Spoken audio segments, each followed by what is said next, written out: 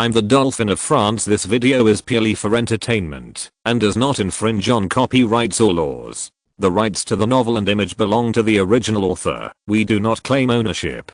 Don't like waiting and want to listen to this fanfic in full now? Subscribe to our Patreon, where you'll find the best fanfics. Chapter 1 Prologue. Early winter of 1787, East Palace of Versailles. The young man was sitting in a room covered with Rococo-style golden decorations and large oil paintings, shaking his head and smiling bitterly at the test paper in front of him. The candlelight of the luxurious crystal chandelier with a diameter of 2 meters dances, reflecting on his fair skin and young and delicate facial features, making him look like the handsome Paris in the oil painting. Beside him, an old man with a white curly wig and a lace scarf sighed. Disappointment flashed in his brown eyes. He leaned over and said to him, "Your Highness, if you find it difficult, maybe you can learn the basic course first."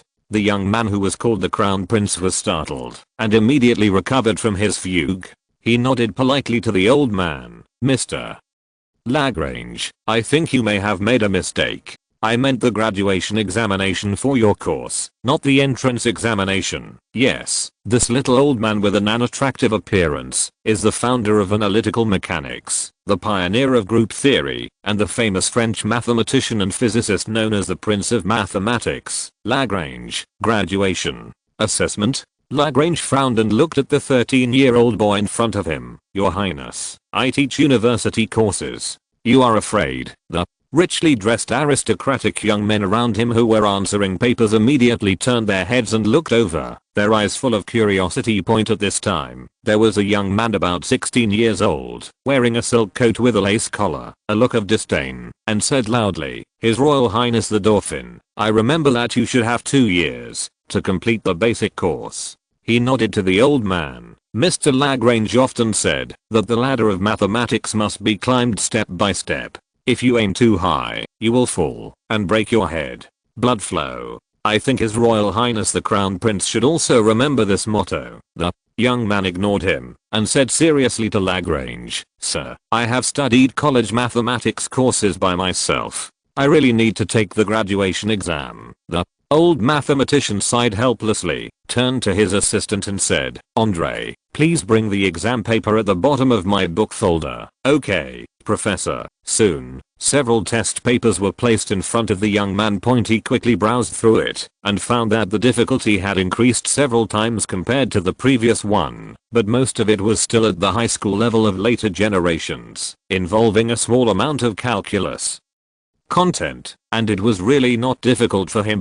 Yes, more than half a month ago, he was still in the second year of graduate school in the 21st century. That day, he went to France with his tutor to work on a wind turbine project. He accidentally fell from the top of the tower. When he woke up, he found that he was dressed as the eldest son of King Louis XVI of France. Louis Joseph. Perhaps due to the influence of time travel, Joseph was born a few years earlier than in history and was already 13 years old at this time. Under Lagrange's scrutinizing gaze, Joseph quickly wrote the answer to the first question, but he was thinking about the historical direction of France. Next year the French Revolution will break out and the entire royal family will be destroyed. As the king, he the prince will definitely not be able to escape. King Louis XVI knows nothing but repairing locks. France owes more than 2 billion in foreign debt, but its annual income is only 500 million. Due to the financial collapse, civil servants were not paid their salaries, the daily operations of the government were difficult, foreign trade was stagnant, and the colonies were declining day by day. In order to replenish the finances, the cabinet had to increase taxes massively, which almost sucked the bones out of the people at the bottom, while the nobles with tax-free rights spent their money like water and drank meat all day long. In addition, France will encounter severe hailstorms next summer, and coupled with the effects of drought in previous years, a nationwide famine will occur. Next came the riots of hungry people, the dungeon of the Bastille, the opening of the Dajeming expansion pack. The country was in turmoil, and hundreds of thousands of people were guillotined. Therefore, if he wanted to save his head, he counted on his fingers. First, he had to solve France's financial deficit. Second, he had to get enough food to avoid starving to death. Third, he had to deal with the nobles with evil intentions. Finally, He had to deal with the British and Prussians worrying him. The famine would begin in July, leaving him with only a little more than half a year. He rubbed his forehead irritably because he was young and could not get involved in state affairs, so he had nothing to do with his energy. It's a completely hellish start, with little chance of survival. Not far away, the stern young man saw his actions and thought he was worried because he couldn't do the questions. He immediately snorted with disdain. This idiot came to say that he knew how to take college courses. It was simply embarrassing! Exclamation mark. Why is this idiot the crown prince? But I'm not. While thinking about how to save his life, Joseph quickly wrote the answers and quickly completed the first page of the test paper. He turned the pages impatiently. If he passed Lagrange's exam, he would have completed his studies at the University of Paris. More than half a month ago, he proposed to Queen Mary, his cheap mother, that he should join politics in an attempt to reverse the situation of certain death, but the latter politely refused, asking him to rest his studies and wait until he was successful.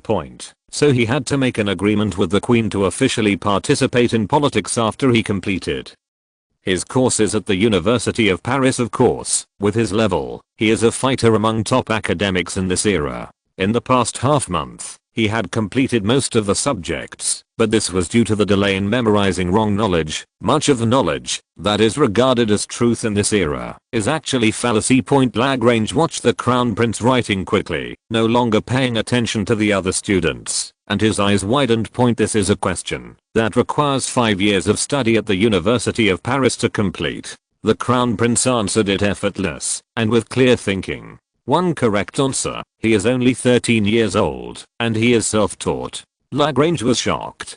Could it be that another Leibniz was born? Lagrange suddenly glanced at his assistant. His eyes narrowed slightly, wondering if André had missed the question for the crown prince. After all, the crown prince behaved too strangely. You know, a super prodigy like Leibniz did not start college until he was 14 years old. He immediately took out a pen and paper, wrote down a few lines, handed it to Joseph and said, "Your Highness, you don't need to do the rest. As long as you complete these questions, I will consider you to have passed." Seeing this, the young boy with stern eyes sneered secretly.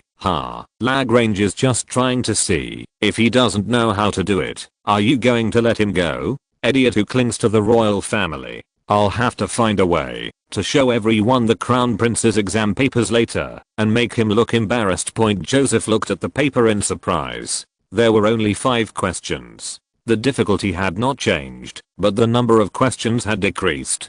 Good thing. He quickly finished the first 2 questions and saw that the third question was, please write the proof process of Rolle's theorem. He was very familiar with this and wrote in the blank space without thinking. Rolle's theorem, let f be continuous in the closed interval b and continuous in the open interval b. If f equals f b, then at least in the open interval b, there is a point where the value of its derivative function is 0. Proof. Because the function f x is continuous within b, the maximum value m and minimum value m obtained in the closed interval. Joseph finished writing in a few seconds, but suddenly he felt that Lagrange next to him was breathing rapidly. He looked up quickly and saw that the old mathematician looked excited and stared at the exam paper as if he had seen his first love. Joseph immediately lowered his head and scanned the question and hesitated. I shouldn't have written it wrong, right? Lagrange grabbed the test paper, read the proof process carefully several times, and murmured, it turns out that it is also true for differentiable functions. Why didn't I think of it? He looked at Joseph again, his eyes as hot as fire. Your Highness, how did you come up with this idea? Isn't it? Joseph suddenly remembered that Rolle simply proved that between 2 adjacent real roots of a polynomial equation, the equation has at least one root. It was not until the 19th century that anyone generalized it to a feasible level. Microfunction category. I was careless and didn't flash. Ahem. He quickly took back the test paper and changed the subject. Mr. Lagrange, I'm going to do the next 2 questions. The new book has set sail. I beg you to collect it and comment. Please give me your support. Cheyenne Haitian is grateful. Chapter 2, Son of God's Favorite. No, you don't have to do it. Lagrange grabbed Joseph's shoulders and said excitedly, "This new derivation is enough to prove your ability. I will go back to the university today to apply for academic certificate documents for you. Thank you very much." Joseph was overjoyed. He broke free from the old mathematician's hands, saluted him, and rushed out of the door. Lagrange originally wanted to make a speech, but found that the person had run away. He was startled, then hurriedly chased after him, saying anxiously, "How did your highness come up with the idea of differentiable functions? Tell me your thoughts." The teenagers in the classroom looked at each other in confusion. After a while, someone hesitated and said, "Who can tell me? Has the Crown Prince graduated?" "It seems so, but he just came today." The stern-eyed young man stared at Joseph's back and said bitterly, "No, he must have cheated." Andre rolled his eyes at him without any trace and placed Lagrange's question in front of him. The questions were improvised by the professor, and His Highness's proof is a brand new mathematical discovery. If the Duke of Chartres thinks that cheating can achieve this, he might try it himself. The Duke of Chartres stared at the formulas that he couldn't understand at all, as if he was struck by lightning. He always considered himself a leader among the younger generation of the royal family, but now he couldn't even understand the proof process written by others. Could it be that Joseph's previous incompetence was all feigned, just to make himself look embarrassed? He clenched his fists hard. "Joseph, just wait. I will make you crawl under my feet sooner or later." Joseph naturally couldn't hear the conversation of several people. But even if he heard it, he wouldn't care. It's just a child's quarrel. All he thinks about now is that he can finally participate in politics and how to rectify France and avoid the outbreak of violence. "Something happened to my head." Lagrange caught up with him panting and pestered him with questions for a long time. Suddenly he felt that he had caught something from the Crown Prince's proof and said to himself, "What if F is not equal to F, B?" He murmured several times. His expression became serious, and he hurriedly said goodbye to Joseph and returned directly to the university's office. Joseph watched him go away and said softly, "If F, B, that is your Lagrangian mean value theorem. I wish you good luck in proving it." A few years ago, when the old mathematician disappeared, he waved to the attendant who had been following him. "Emin, where is Her Majesty the Queen now?" The tall blonde young man hurriedly bowed and said, "Your Highness, Her Majesty the Queen is in her tea room." Joseph nodded to him, turned around and ran towards the end of the white corridor. The violent exercise caused him to cough, and then he remembered that his pneumonia was not cured yet. The original owner was very weak, and it had been more than a month since the pneumonia, and he still had not recovered. Signs. He waved to Emming, who was approaching, to signal that he was fine, and walked around for more than 100 meters before finally seeing the door of the Queen's tea room. From today on, I can finally show off my skills and start saving myself. He took a deep breath, pushed open the door between the guards on both sides, and strode in. In the warm and elegant tea room, Queen Mary, who has a 2-foot-tall hairdo, fair skin, and beautiful light blue eyes, is sitting on an oriental-style armchair, holding documents in one hand and black tea in the other.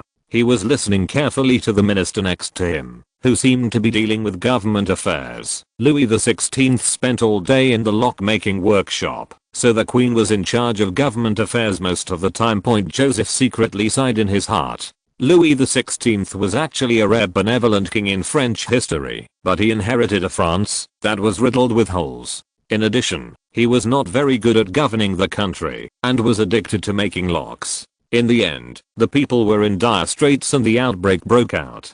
Big destiny. In a time of peace and prosperity, 16 would probably be a well-loved and good king. In fact, Joseph had a good impression of him and would really like to save his life, if possible. The voice of the etiquette officer came from the side. "The Crown Prince has arrived." In accordance with court etiquette, Joseph took half a step back with his right foot towards Queen Mary, touched his chest, and bowed in salute. He then returned the salute to the ministers in the room one by one. Then he excitedly stepped forward and said to the Queen, "Mom, I passed the college mathematics graduation exam." Queen Mary's eyes flashed with excitement. She put down the documents and held his hand happily. "Joseph, you are so proud of me and your father," she had previously sent someone to verify the Crown Prince's coursework and confirmed that he had passed all subjects with honors except mathematics. In other words, he had completed the courses at the University of Paris at this time. She looked at her son with a complicated expression. Why do you secretly study on your own without telling me and your father? I mean, you can definitely learn from a famous teacher. In order to explain why he suddenly became a top student, Joseph could only make up an excuse and said that he had been studying on his own for many years in private. Because Joseph said bravely, I want to give you a surprise. What? A wonderful surprise. The Queen picked up a piece of pudding stuffed with strawberries and stuffed it into his mouth, then stroked his slightly curly hair lovingly. How do you put so much knowledge in your little head? Next to him, a tall and thin man wearing a dark blue patterned crepe-collared tights with a circle of sapphires inlaid on the collar, frowned and asked the minister next to him in a low voice, Bishop Bryant, the Dauphin just said that he has completed college mathematics. The latter nodded. It seems so. How can this be? I was also very shocked. Behind them, the Queen's confidant scribe whispered, not just mathematics. His Highness has completed more than 10 courses in physics, chemistry, mathematics, geometry, and English at the University of Paris. Several ministers around him suddenly opened their eyes when they heard this. How is this possible? Remember, the Crown Prince is only 13 years old, right? It's incredible. Yes. The secretary sighed. Those teachers who have taught His Highness all call him the son of God's favorite. Son of God. Haha, with such a talented Crown Prince, France will be even more glorious. God bless France. Joseph ignored the minister's rainbow farts, broke free from the Queen's hands, and said to her eagerly, Your Majesty the Queen, according to the agreement, I can participate in politics, right, Queen? Mary nodded fondly. Yes, my genius son. Oh, by the way, I suggest you go to the Paris City Hall first to gain some experience. Joseph frowned. He wanted to rectify France. Basically prevent the angry citizens from slaughtering the entire royal family. What can I do at City Hall? Engage in urban transportation? Or sewage treatment? He had watched many documentaries about France's great fortunes before, and he knew that the core problem in France at present was finance, the collapse of officialdom, the inability to provide disaster relief, the disloyalty of the nobles, and other problems, all of which were caused by the collapse of finance. Therefore, to rectify France, we must first rectify the finances. Joseph looked at the Queen and tentatively said, I think maybe the finance minister is more suitable for me, Queen. Mary smiled kindly after hearing this. France's financial problem is a stubborn problem. Since Louis XVI came to the throne, almost all the energy of the government and the public has been focused on solving the financial crisis, but they have always been unable to do anything. How could a 13-year-old boy, even a son of God, be able to shoulder such a heavy burden? She put away her smile, thought for a moment, and said, Joseph, if you are interested in finance, you can go to the Paris tax office first. Joseph knew that this was because he didn't believe in his own abilities, but this was normal, as his body was only 13 years old. He had no choice but to settle for the next best thing. Then let me be the assistant to the finance minister. The assistant at this time is actually the deputy chancellor of the exchequer, the second in command in finance. The new book has been signed through internal investment. I'm begging you to invest in this book. I'm looking forward to the 100 investment recommendation with tears in my eyes. I will give it to you first. Chapter 3, Heading to Paris. Before the Queen could say anything this time, the tall, thin man with cold eyes suddenly coughed and walked halfway forward. Your Majesty the Queen, you seem to have mentioned that you want Her Royal Highness the Crown Prince to participate in politics, Queen.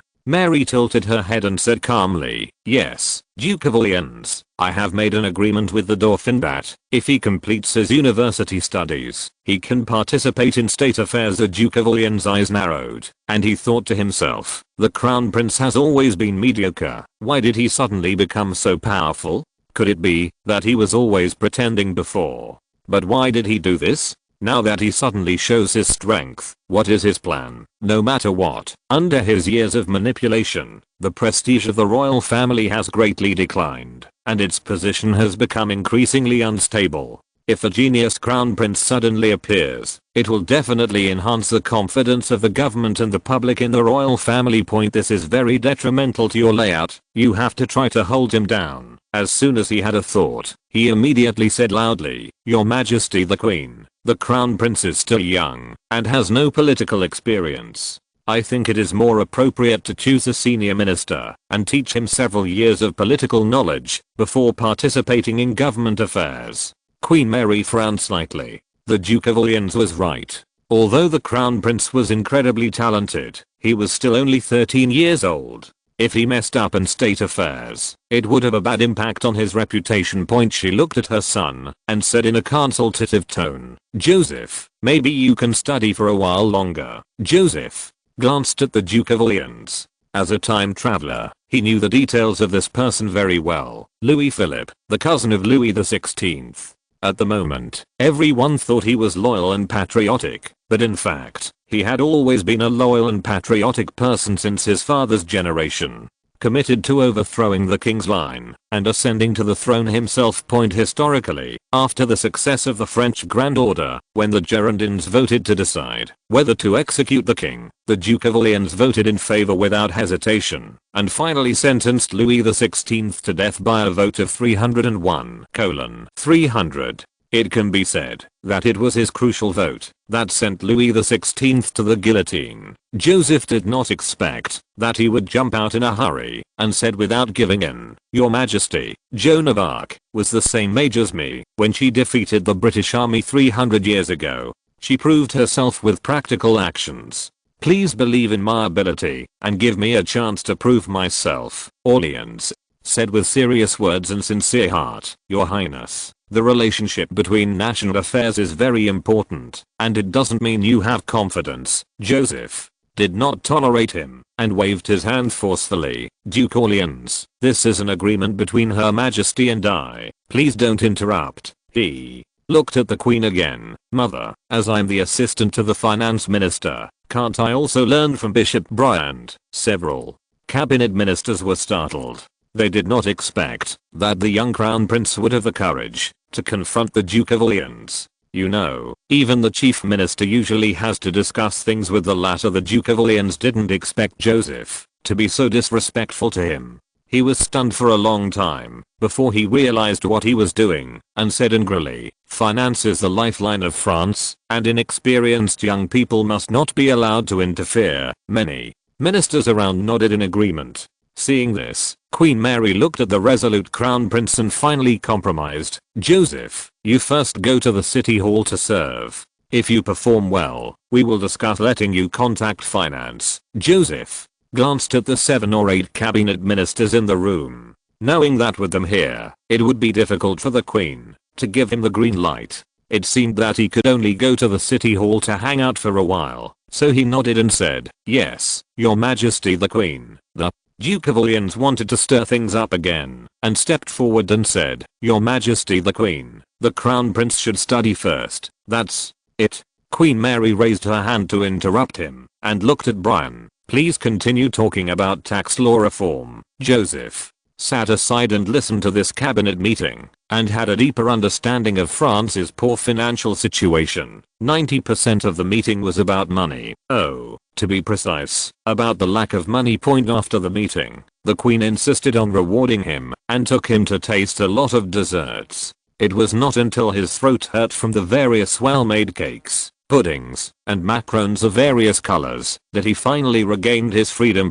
Joseph came out of the tea room with a heavy heart and suddenly thought that he might be able to walk the route of Louis XVI. When he arrived at the king's palace, he was told that Louis XVI was working on a unparalleled masterpiece and had been eating and sleeping in the lock-making workshop for 3 consecutive days without coming out. Josephton felt a little tired. With such a father on his side, why not worry about going to the guillotine? Forget it. Chalieu, who was in high spirits, would probably send himself to find the Queen. Boomerang. He shook his head with a wry smile. turned around and told Demon, "Get the car ready and go directly to the Paris City Hall." "Yes, your highness." When Joseph left the main entrance of the Palace of Versailles, he saw more than 10 carriages parked in the marble courtyard in front of him, and more than 60 or 70 people were standing respectfully beside them. He couldn't help but put his forehead on his head and shook his head.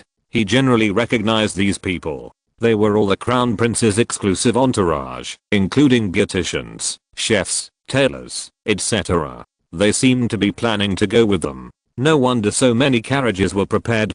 Joseph hurriedly asked Demon to send them back and take this group of people to the city hall. Wouldn't it be a mess then? He looked at the silver royal carriage parked in front of him. The carriage was elegant in shape, covered with exquisite reliefs, and the corners were all decorated with gold wire. It was extremely luxurious, he thought for a while, then turned around and got into an ordinary carriage used by the entourage. If he went out in a royal carriage, he would not be able to think about peace and quiet along the way. Soon, 3 grey-black carriages drove out of the Palace of Versailles Square and sped eastward. The Palace of Versailles is located in the western suburbs of Paris, more than 3 hours drive from the city. In the carriage, Joseph yawned out of boredom. From the corner of his eye, he saw a stack of books on the wooden table in front of him. He picked it up and looked through it and found that it was the information on the Paris City Hall. He looked at Eamon sitting opposite, who immediately smiled and touched his chest and saluted.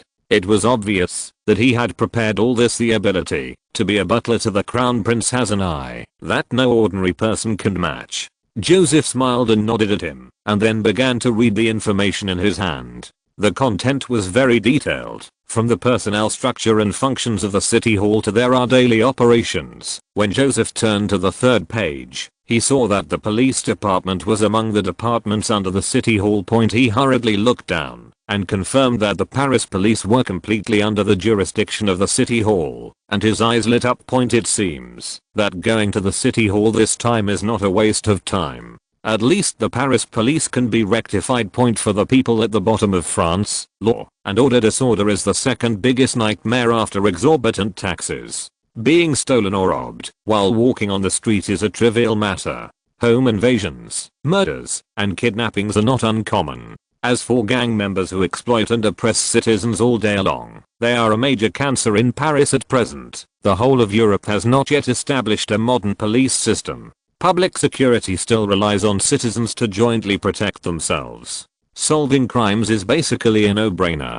Crime is extremely rampant and ordinary people are in danger. Therefore, rectifying the police force is of great significance. Solving public security problems can greatly improve social stability, and social stability can greatly reduce the national impulse to kill the royal family. Joseph finished flipping through the information in the city hall and carefully thought about the details of improving the police. The carriage had entered the city of Paris, and a suffocating rotten smell suddenly came from the window. The new book has been signed through internal investment, and I beg you to invest in this book. With tears in my eyes, the young author is looking forward to the 100 investment recommendation, so I will give it to you first. Chapter 4. Solve a case casually. Joseph opened the curtains and frowned when he saw the scene around him. Since he came to this world, he has been taking exams in the Palace of Versailles. This is the first time he has seen the appearance of Paris. It was completely different from what you imagined as the most prosperous metropolis in Europe. The buildings were dirty and old, and the streets were filled with mud, sewage, and even excrement. That's where the smell comes from. Dead animal carcasses drifted across the Seine from time to time, and the workshops along the river discharged strangely colored wastewater into the river, dyeing the water brown. Vendors placed their stalls in a mess on both sides of the road, making the originally spacious street crowded. The children waved mud and chased each other happily. Curses of unknown origin kept coming and going. Fights can also be seen everywhere, and passers-by turn a deaf ear to the screams of those who are being beaten. Some people even robbed in broad daylight. It was not until Joseph asked his guards to stop the robbers that they escaped into the alley. And this is the Louvre area with the best security in Paris. In short, the whole city has no romantic atmosphere under the influence of Enlightenment ideas, let alone the vitality of the Industrial Revolution point. Although the magnificent Palace of Versailles and Paris are close together, they seem to be in different worlds. As the carriage passed the north bank of the Seine, the coachman softly shouted "Oh, oh, oh, oh," and the carriage slowly stopped. "Your Highness, we are here." Emin bowed to signal, then got out of the car and opened the door for the Crown Prince. Joseph rubbed his almost broken butt and walked down the stairs set up by his entourage. Looking up, he saw in front of him a nearly 100-meter wide building with statues carved on the exterior wall and a large number of columns and arched floor-to-ceiling windows. The magnificent building is like a huge castle in the center of Paris, declaring the supreme power of the feudal class. The city hall had already received news that the crown prince was coming. At this time, all the officials, big and small, gathered in the square outside the main entrance and lined up to welcome His Highness. But the silver royal carriage they had been waiting for never appeared. Until 3 grey-black carriages stopped in front of the main entrance of the city hall. Emin got out of the car. The leader of the Paris Municipal Commission, Louis, twitched his eyelids and hurriedly greeted everyone around him. "Quick, it's His Royal Highness the Crown Prince." Louis held his black 3-cornered hat in his hands, stepped forward with his inverted trapezoidal legs, and drove his 200-pound body. He led everyone to run in front of Joseph and saluted respectfully. "His Royal Highness the Crown Prince." The surrounding musicians also reacted and began to play music in a hurry. Louis introduced himself first, then pointed to the middle-aged man next to him with grey blue eyes and cheekbones so sharp that they almost burst his skin and said, "Your Highness, please allow me to introduce to you. This is the Paris Chamber of Commerce, Lord Viscount Flourishes." Joseph looked at the man twice after hearing this. He learned from the information just now that although Louis is the Paris Municipal Commissioner, equivalent to the mayor, the actual number 1 in Paris is this Flourishes. There was no way. The government was short of money, and if it wanted to maintain operations, it had to rely on funding from the Chamber of Commerce. In addition, the Chamber of Commerce's connections could solve many problems, so the president of the Chamber of Commerce became extremely powerful. Flourishes stepped forward again and saluted, "Your Highness, we have prepared an afternoon banquet, and please enjoy it." Although Joseph disliked the banquets and dances of this era. For him, all the complicated etiquette and rules were simply torture, but he was still unavoidable in the world, so he nodded in response, "Thank you very much." In the spacious and luxurious City Hall banquet hall, servants were busy going back and forth. The table was filled with all kinds of expensive dishes. The cold dishes would be replaced immediately and new ones put on the table. While drinking and laughing, Joseph dealt with the endless rainbow farts from the officials, but he was always thinking about rectifying the police force. "Your Highness, do you mean to participate in police management?" The fat mayor looked at the president of the Chamber of Commerce in surprise and hurriedly apologized to Joseph. "Your Highness, you are so noble. How can you go to fight with those thieves, murderers and the like?" Dealing with the president of the Chamber of Commerce nodded in agreement. "Yes, and the police department has a lot of trivial things, which are very boring, but," he was complaining in his heart, "my young master, you are just here to plate gold, but don't take it so seriously. This will mess up the police system, and there will be riots in Paris." Joseph was a little helpless. While he was arguing back and forth with the two of them, a woman's high-pitched voice suddenly came from outside the city hall. "No, there is no way Leonard committed suicide. You must catch the murderer." The voice suddenly became sharp and suddenly turned into an aria. "Leonard is so cheerful. We are getting married next month. How could he commit suicide? The case cannot be closed. The murderer is still at large." The fat mayor's face turned dark immediately, and he said angrily, "Why is she here again?" Flourishes immediately waved vigorously to the guard. "Drive her away quickly. Didn't you see who is here today?" He turned to Joseph again and said with an apologetic smile, "Ah, Your Highness, she is just a crazy woman. Don't let her affect your mood." Joseph looked out the window and asked, "I heard her talk about the murderer.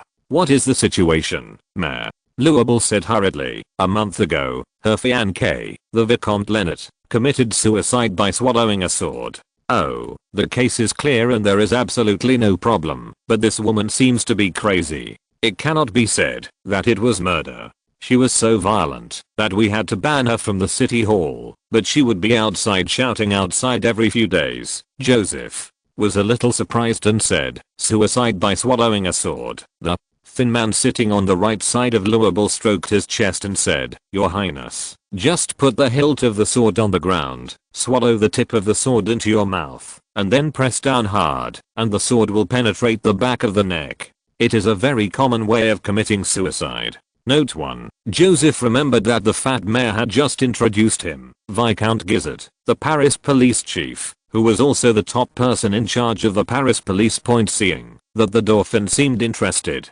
Guizot began to tell the story diligently. More than a month ago in the afternoon, Vicomte Lenot's servant came to report that his master had died in his bedroom. I sent someone to check and found that he had committed suicide by swallowing a sword. Joseph frowned. How are you sure he committed suicide? Is there a suicide note, or did he show signs of world weariness before? That's not true, Guizot said, but Renault used his own sword, and no property was missing. There were no signs of fighting in the house, and there were no other injuries on his body. You have to know, Your Highness, Renault has fought in the United States. He is 6 feet tall, and is proficient in fighting. If anyone can put a sword into his mouth in broad daylight without hurting him at all, here, that person can only be himself. At 6 feet and over 1.9 meters, he is really tall. Joseph narrowed his eyes slightly. He had seen many similar killing techniques in mystery novels. There were no signs of suicide or suicide notes, so the police in the 18th century, who had not attended the police academy and had limited information, would roughly characterize it as suicide. He looked at Guizot and said, No, besides himself, there is another person who can do it. Your Highness is really good at joking. The fat mayor smiled and waved his hand. Does that person know magic? Joseph said calmly, No, he just knows how to treat teeth. Treatment. Teeth. You mean the dentist? Yes, dentist. Several people around him were stunned for a moment, and a picture emerged in their minds. Lenot opened his mouth obediently at the dentist's instruction, and then the dentist covered his eyes with the white cloth used during the operation, turned around and pulled out the sword hanging on the wall, stabbed into his mouth effortless, and blood spurted out. Note 1. Because Europe in the 18th century promoted fast and flexible swordsmanship, the swords of nobles were thin and light, making it difficult to wipe their necks, so they often committed suicide by swallowing swords. Moreover, this method of suicide will remain kneeling in prayer after death, which makes it even more popular among nobles. The new book has set sail, begging for collection, recommendation, comments, everything. The young author is grateful. Chapter 5: The Counterattack of the Duke of Orleans. Guizot was the first to get excited, summoned his men sitting at the far end of the banquet table, and ordered, Caesar, take someone to check if any dentist had contact with Lenot a month ago. Joseph thought for a moment and added, if a dentist has been to Lenot's house, his servant should know, but the servant's confession didn't mention. Guizot was startled as he said, No. Caesar, interrogate the servant as well. Yes, sir. Outside the city hall, Lenot's fiancée stopped crying. I don't know if the guards drove her away or someone told her that the case would be re-investigated.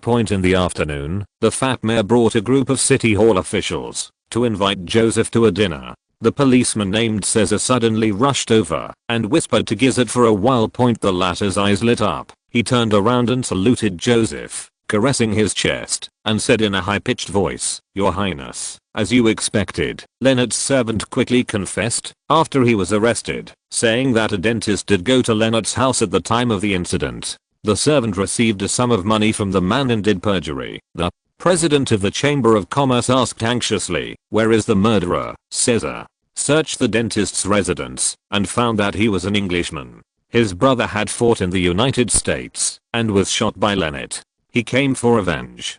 Guizot lowered his head and coughed dryly. It's just, Caesar accidentally stabbed him to death while pursuing him. Hearing this, more than a dozen city hall officials around him couldn't help but look at Joseph with surprise and admiration in their eyes. At the noon banquet, the crown prince judged the murderer's situation based on only some clues he heard and now the actual investigation results of the police are almost exactly the same as what he said. The fat mayor immediately praised loudly. Fortunately, the crown prince is wise, so the murderer cannot go unpunished. He smiled again and turned to the official behind him and whispered, "That woman will finally stop coming to the city hall to cause trouble." At night, Joseph stayed in his private villa at the repeated invitation of Chamber of Commerce President Flourishes. The town hall was too far from the Palace of Versailles, and he didn't want to travel back and forth. Joseph was leaning on the soft big bed, staring at the opposite wall, feeling a little bored. The fat mayor and the president of the Chamber of Commerce have been doing take-eye with him today, and they still disagree with him interfering in the police department. He turned over and thought that if he could not convince them tomorrow, he would write to the queen and ask her to place him in the police department. Outside the house, Emin lightly knocked on the door. "Your Highness, are you asleep?" "Not yet, come in." Emin pushed the door open and handed a letter to Joseph respectfully. "Your Highness, this is from the police department. It seems to be left by the fiancée of Mr. Lenotre. She, a letter to me," Emin said with a heavy tone. "Well, she committed suicide tonight." Joseph's heart became a little heavy. He never thought that there was such an infatuated woman in the world. He opened the letter and saw that the first few lines were to thank Caesar and other police officers, and then she said that she really wanted to thank the crown prince who had found the real culprit in person, but because of the disparity in status, he could not see her, so she could only do it in this way. "I came to say thank you. I wrote a whole page of thanks." At the end of the letter, she said that she was hopeless without Lenotre. The police had avenged Lenotre, and she was about to follow her lover. After her death, all property will be donated to His Royal Highness the Crown Prince and the police department respectively. Joseph was a little surprised by this gift, and Emin said softly, "Your Highness, it is said that Miss Easterly left a property of 4,000 livres on the banks of the Seine. The Palais Royal located here was once a palace of Louis XIV, and now belongs to the Duke of Orleans. The Orleans family had served as regents in the era of Louis XV. They were extremely powerful. After more than 100 years of accumulation, they had a huge wealth comparable to that of the royal family. The current Duke of Orleans has relied on this to continuously develop his power since his father's generation. Although he has no actual official position, he can participate in cabinet meetings and has considerable authority. In addition, he was good at acting and did not hesitate to spend money. He was a guest in various political circles and was very prestigious among the nobles. A luxurious carriage drove into the Palais Royal and stopped in front of the flower gallery. The Duke of Orleans got off the carriage along the steps set up by the servants. There was the sound of a speech coming from the garden not far away. He turned his head and glanced over there with a smile on his lips. He knew that it was a gathering of some organization that was dissatisfied with the royal family.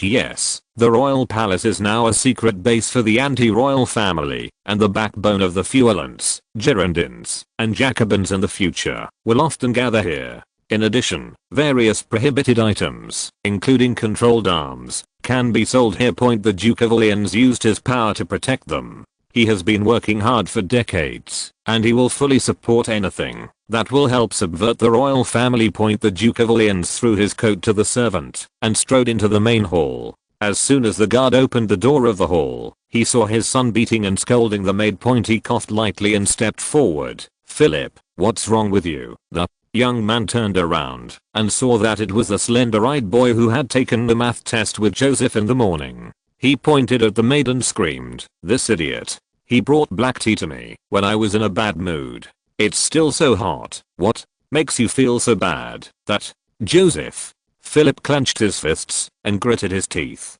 He must have cheated. He can't have studied college courses. The Duke of Orleans asked about the whole story and couldn't help frowning. He didn't expect that the Dauphin could be moved by a great scholar like Lagrange. It was so easy for the king to get rid of Louis XVI. So why was his son so outstanding? The crown prince must be suppressed before he gains prestige, otherwise it will become more difficult to overthrow the king. He comforted his son for a few words and then saw the housekeeper coming quickly, bowing and saying, "Sir, Mr. Froy wants to see you." "Is he Louis's confidant.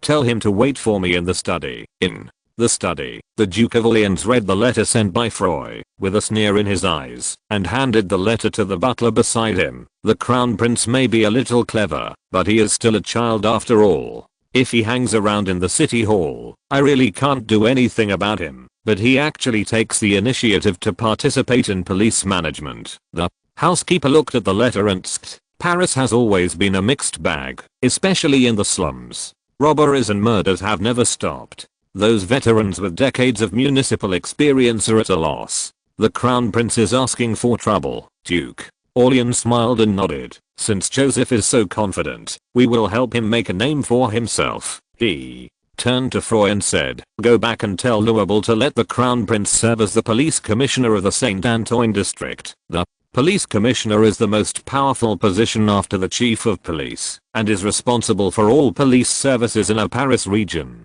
There are only 6 police commissioners in Paris. Yes, Your Majesty the Duke. After Louis's confidants left, the Duke of Orleans ordered the butler, let the Paris news and the citizen pay more attention to the crime and police management in the Saint Antoine district, and write in detail about the police chief there. Our Royal Highness the Crown Prince. Yes. The butler bowed and left. The Duke of Orleans walked to the window and looked at the garden of the royal palace in the night. The corner of his mouth curled up. When the Saint Antoine district is in chaos, let's see how the Austrian cousin still defends her son. The Crown Prince?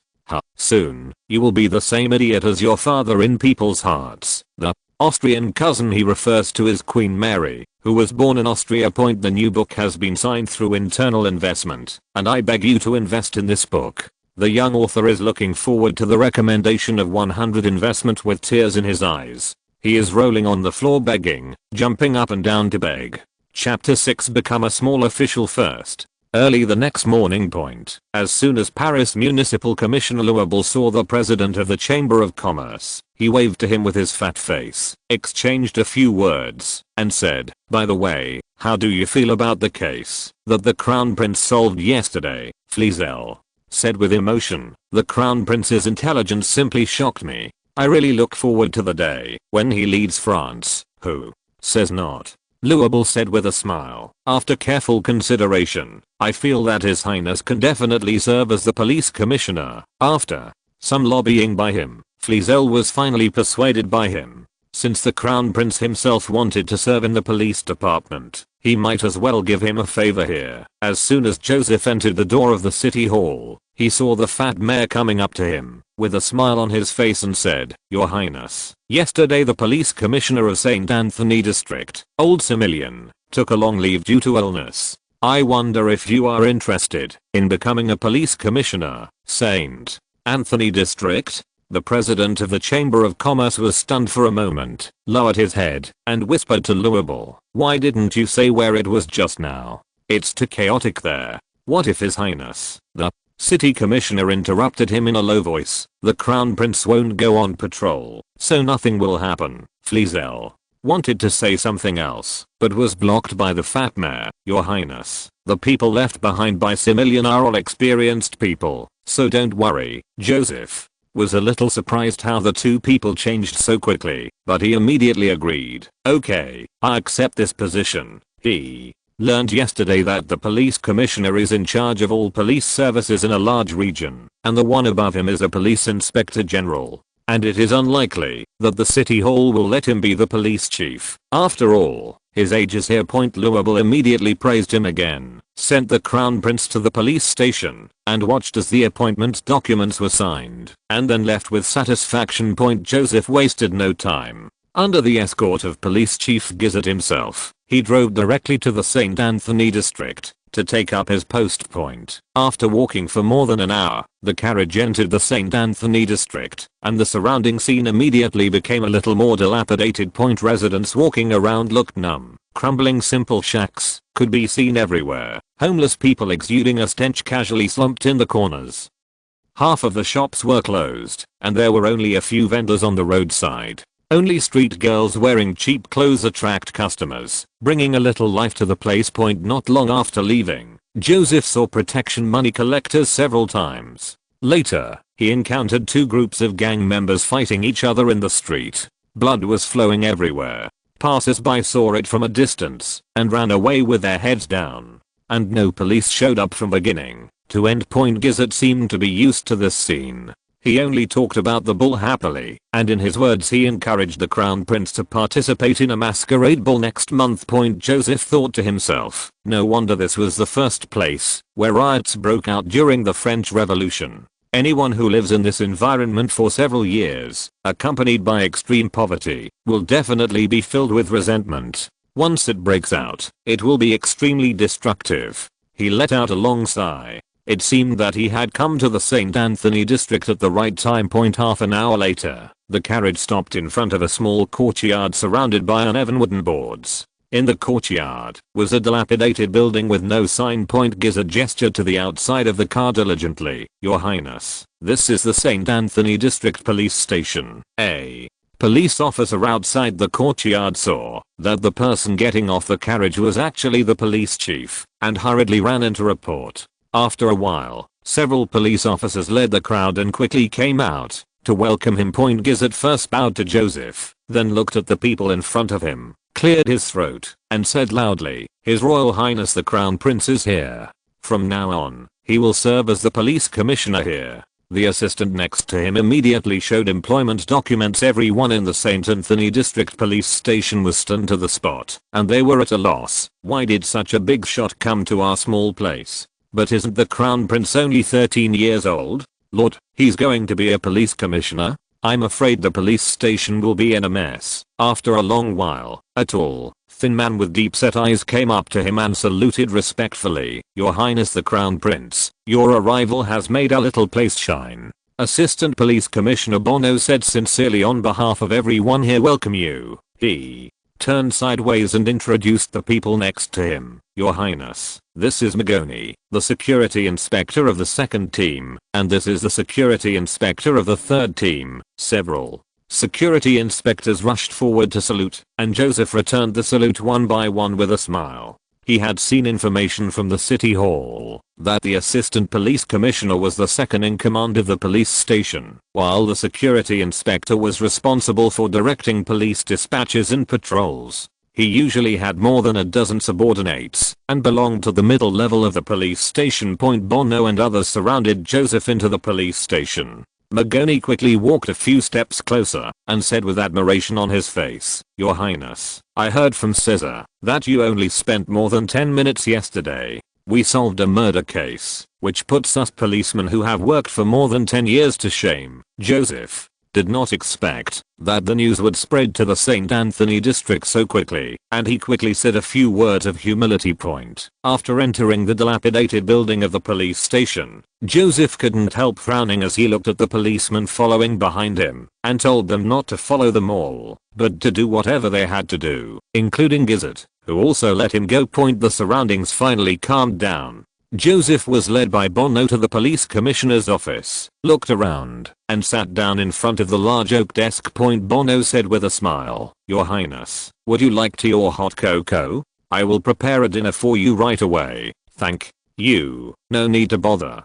Joseph waved his hand to interrupt him. Please give me the situation in the jurisdiction, as well as the documents about the cases and personnel. Bono was a little surprised. He thought the Crown Prince was just here to play for a few days, but he didn't expect him to come for real. The document was sent quickly, and Joseph only turned a few pages before he frowned. Last month alone, there were 28 murders, 63 robberies, and 220 thefts in St. Anthony district, and the population of this district is only 80,000. This number only refers to those who reported the crime. I don't know how many people did not report the crime. The situation is much worse than I imagined.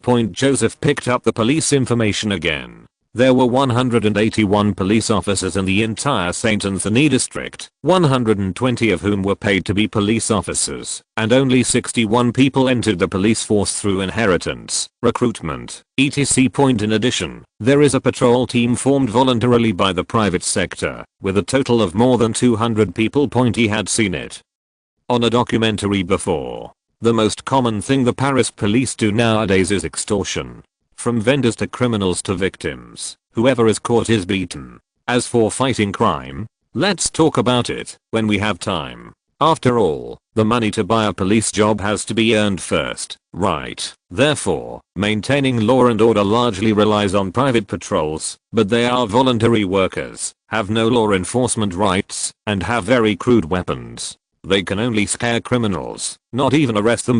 Therefore, the truly usable police force is probably the more than 60 people recruited. The new book has set sail. I beg you to collect it and comment. Please give me your support. Cheyenne Haitian is grateful. In addition, if you have any plots you want to see, you can leave a message and tell me. I will definitely arrange it. If I can Chapter 7 Reorganization of the Police Force. After Joseph flipped through the documents at the back, he realized that these more than 180 police officers had not received enough salary for 4 months. The City Hall contributes 20% of their salary, and the Chamber of Commerce contributes the remaining 80%. The Chamber of Commerce often fails to raise enough money because merchants do not cooperate, so the police officers' salaries will be reduced. Joseph frowned and shook his head. There were 60 people in charge of a large area with 80,000 people, but they were still unpaid. No wonder there were 28 murders in a month. It's no wonder that at the beginning of the French Revolution, when a large number of citizens went to Les Invalides to grab muskets, no one stopped them at all. Everything is people oriented, and it seems that the top priority is to solve the manpower problem. Joseph pondered for a long time, recalling various advanced police concepts of later generations one by one, and wrote another 4 or 5 pages to outline the framework for rectifying the police force, and finally heaved a sigh of relief. He put down his pen, glanced at the first item he wrote, reorganize the civilian patrol team, and called the assistant police commissioner Bono, and ordered, please call all police and civilian patrol teams in Saint Anthony district to gather here tomorrow morning. The latter was startled when he heard this. Your Highness, you mean everyone? That's right, everyone. I will ask Viscount Gizzard to transfer people from other districts to help patrol, so you don't have to worry. Yes. Joseph turned to Emin and said, please send someone to get 20,000 livres from my private property. When the sun rose again, nearly 400 police and civilian patrol teams had gathered in the empty field in front of the Paris police station, standing into untidy square formations, although they had been told that they would meet the Crown Prince, their current boss, today. When they saw the handsome young man in a red double-breasted uniform and a 3-cornered hat on the wooden platform in front of them, they still couldn't control their hearts. The ground was filled with tension and shock. At 9 o'clock, with the sound of military drums, Joseph raised his hand to signal and said loudly, good morning, gentlemen. I don't like to talk nonsense. I only have 3 messages in total.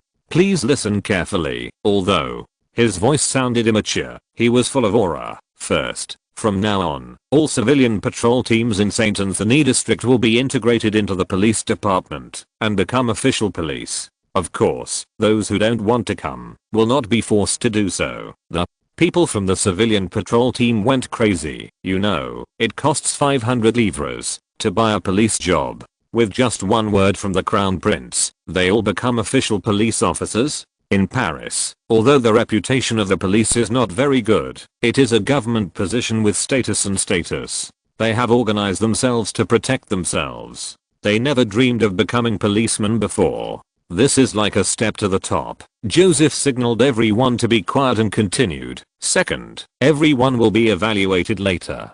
The content includes moral character, physical strength and professional ability. Based on the score, you will be awarded the police rank. Oh, it is similar to the military rank, divided into police officers. Each level has 3 levels: police officer, superintendent, and sergeant. As the police rank increases in the future, the salary will also increase accordingly. The monthly salary of a police officer starting from the probationary period is 18 livres. The salaries of the 1st to 3rd level police officers are 22, 25, and 30 livres respectively. The salary of the superintendent starts from 40 livres. He pointed to several wooden boxes next to him. Here are 20,000 livres. After your police rank is assessed, you will receive this month's salary. From now on, your salary will be paid here in cash, and there will be no arrears for a day. The pot is frying again.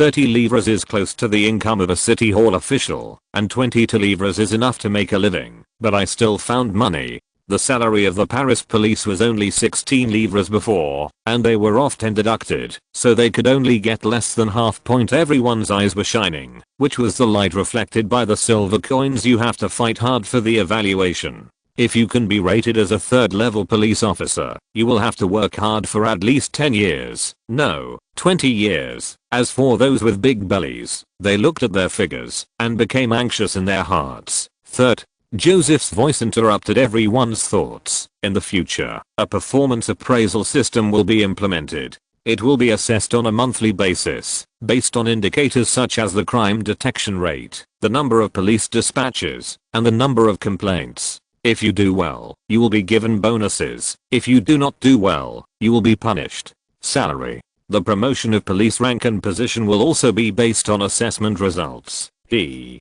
looked around at everyone present. I finished my words. I believe everyone agrees. Now, everyone starts reorganization and evaluation on the spot. The reorganization work must be completed within 10 days. Yes. The audience immediately roared to the sky. The members of the former civilian patrol team all turned red with excitement. Their hands trembled, and shouts of "Long live the Crown Prince" kept coming and going. They never expected that with an unexpected gathering today, their fate would change dramatically. It is foreseeable that my life will be full of hope in the future. The Crown Prince has become like a savior in their hearts, and his whole body is exuding divine light. Hundreds of people secretly vowed to do their best to repay the Crown Prince's great kindness. Immediately, several of the Crown Prince's guards ran over, each ordered dozens of police officers, and led the entire team away. These measures of Joseph's were commonplace in later generations, but in the 18th century, they were definitely the most advanced concepts: unified staffing, job subdivision, performance appraisal, and more talents, all of which were disruptive improvements according to the original historical trajectory. It was not until decades later that the majestic Napoleon began to reform the police force. What he did was not even half of what Joseph did, but he had already become a model for the entire Europe to learn from. 2 days later, the residents of the St. Anthony district noticed a lot of new things. A wooden box with a slit on the top is hung at the intersection of every street. The words "police complaint box" are painted large on it, and there are small words next to it. All dissatisfaction with the police can be directed to write it down and submit it here, and the police commissioner will personally review and handle it. The processing results will be announced immediately. In areas where many people gather, a large number of wooden frames are being built. According to the carpenters, these are the security booths required by the police department. In the future, police will be on standby inside to support patrolling police at any time. The novel Lady Please Stop has been completed, a fantasy novel about sexual transformation, and has an audio version. You are welcome to read it. Lady Please Stop synopsis. Once the surgeon traveled through time, he came to a different world where women were strong and men were weak, and there were more women than men. He became Zhu Yang, the young master of the Zhu family. Women with strong spiritual powers can move mountains and reclaim seas, reach for stars and block out the sun, and conquer the world with their strength. I, Zhu Yang, rely on soft power to conquer the world. Ahem. Rely on soft power. If you're listening to this novel on a channel other than Fanfic World, it means they downloaded and uploaded it without effort. We cordially invite you to visit our channel, Mundo Fanfic Novelos. There you'll find the original version of this story, and you can explore many other novels of various genres. We're waiting for you to immerse yourself in a world of incredible novels. Chapter 8: Difficulties. 3 days later. Office of the Municipal Commissioner. My lord, do you know about the situation of the Dauphin's reorganization of the police force? Froy stared at the city commissioner and asked worriedly. The Duke of Orleans meant to embarrass the Dauphin, but now he has done it in a spectacular way, and the morale of the policemen is very low. Gayo, I'm worried. Louable carefully selected in the wine cabinet and took out a bottle of wine. Relax, Gale. Someone will solve this matter. Someone can't solve it? Who is it? Louable looked at the light and admired the purple liquid in the bottle and said slowly, I spread the news about the Crown Prince yesterday. I guess some people can't sit still. As he was speaking, Police Chief Gizet knocked on the door, saluted him hastily, and said eagerly, "My lord, you must go and admonish His Highness the Crown Prince." Oh. The fat mayor took out the bottle opener and asked deliberately, "What should you advise him?" Gizet rubbed his leather boots on the floor impatiently. "Didn't you hear? Your Highness has changed the police force beyond recognition, which will seriously affect the security of the Saint Antoine district." He described the situation of Joseph's reorganization of the police force, and then said with a grimace, "To be honest, if anyone else dared to make such a mess, I would have fired him long ago, but this is His Royal Highness the Crown Prince, you see." Louisville pulled out the cork forcefully, smelled the aroma of wine wafting from the bottle, shook his head and said, "Viscount Gizet, what the Crown Prince did is an internal matter of the police department, and it is difficult for me to comment on it, and I've been busy with funding recently. You know, the Chamber of Commerce only has so little funding, and the Crown Prince has added a large number of police officers. Nearly half of the police department's funding has to be allocated to the St. Anthony district. How can this be done?" Gizet was shocked and shouted, "He can't take up so much money. You must help me find a way." Louisville pretended to be in a difficult situation and pondered for a long time, then poured a glass of wine and handed it to Gizet. A hidden smile flashed in the corner of his eyes. "It's not that there is no room for maneuver. For example, you can make the Crown Prince retreat when he sees difficulties. I will do it here. I'll try my best to cooperate with you." Gizet looked at him deeply, took a sip of wine in his glass, nodded vigorously, and left with a dark face. The office door closed, and Froy looked at the fat mayor in surprise. "Sir, how did you know that Viscount Gizet would come?" Louisville handed him another glass of wine, and said with a smile, "Although the Crown Prince is somewhat capable, he is still a child after all. When doing things, he only sees what is in front of him, but ignores the impact it will bring." Influence. Louisville took a sip of wine and said, "In addition to the allocation from the Chamber of Commerce, the biggest income of the police force is the share of the sale of police posts. I spread the news that the Crown Prince promoted untouchables to police officers. Those who originally planned to buy police posts must, I would guess that, if you don't have to buy police posts in Paris in the future, who would be willing to pay for them at this time? This is the biggest source of income for those in the police force." The fat mayor swung his wine glass proudly. "If I deduct some of the funding from the city hall to Gizet, they will definitely go crazy. What do you think they will do?" Froy's eyes lit up. "I will try my best to stop the Crown Prince." "That's right." The sun sets in the West Point. Police Chief Gizet's carriage finally arrived at the St. Antoine District Police Station Point in Joseph's office. Gizet saluted respectfully and complimented with a forced smile, "Your Highness, you are really amazing. With this organization, the police force has completely taken on a new look." After blowing a rainbow fart for a while, he put on a sad look again. "It's just that the people from the civilian patrols you incorporated into the police force are not even good at using swords, and they have never touched a crossbow or a musket.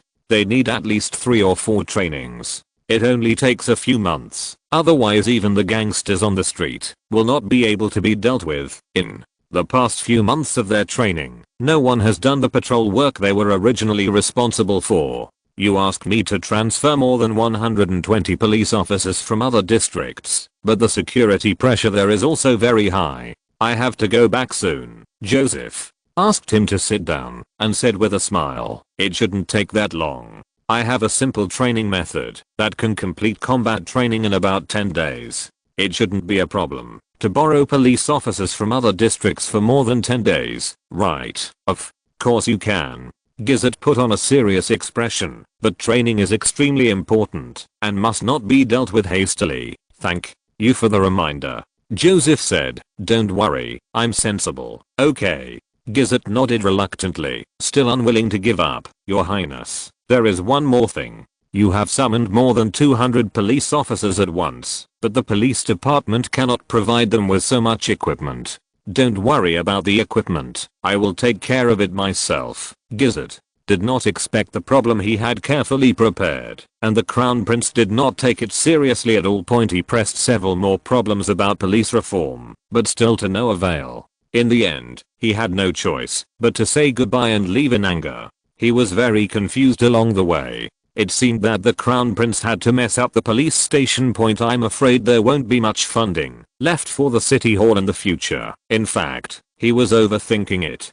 Joseph didn't even care about the 3 melons and 2 dates allocated by the police department. Moreover, the police funds were raised by private chambers of commerce, which was very abnormal in itself. He has all kinds of technologies and advanced concepts from later generations, and he has a lot of ways to make money. He has to plug the hole in France's 2 billion foreign debt, and supporting a police system is just a piece of cake. Point on the carriage, Gizzard's eyes gradually became cold.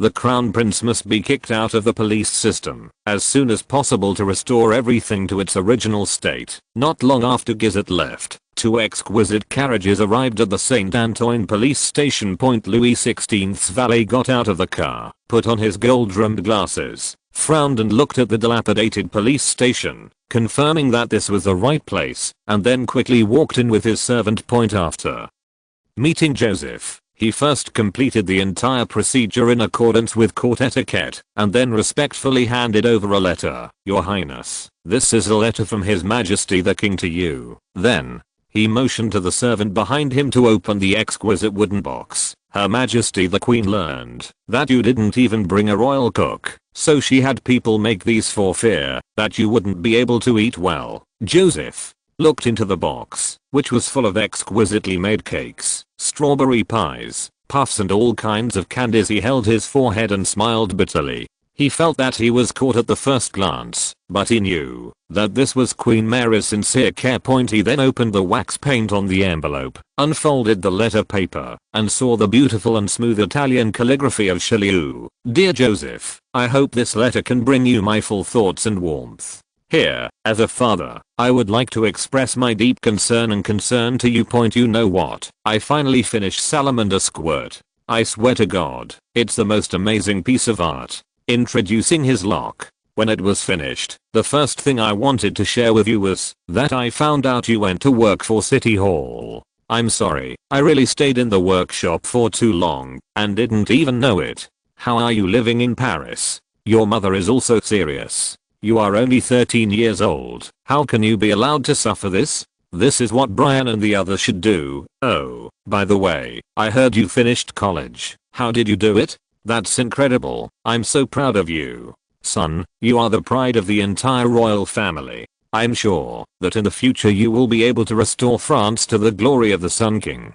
Praising his son for a whole page. Joseph, I hear you're reforming the police department and doing a great job. Well done. Just let go and do what you want. If anything goes wrong, I will take care of you. I will always support you. If you feel tired, go back to the Palace of Versailles quickly. Your mother is always worried that you can't eat well. Finally, I want to tell you that no matter where you are, you will always be my dearest son. Kiss you 1,000 times. Although the letter was full of French disgusting words, Joseph still felt the strong fatherly love in it. He took a deep breath. His parents in his previous life were in poor health and died of illness during his college years. He had not seen the warmth of family for a long time, and now he only felt that his heart was full of warmth, hoping that he could live a long and safe life with his family in this life. The new book has set sail. I beg you to collect it, recommend it, and comment. Please give me your support. The young author is grateful. Chapter 9 Results. In the blink of an eye, it was already the 10th day after Joseph took over the police force. The dusty open space in front of the St. Anthony District Police Station was filled with dust. More than 200 new police officers were wearing crisp blue military uniforms and blue and white wide-brimmed hats.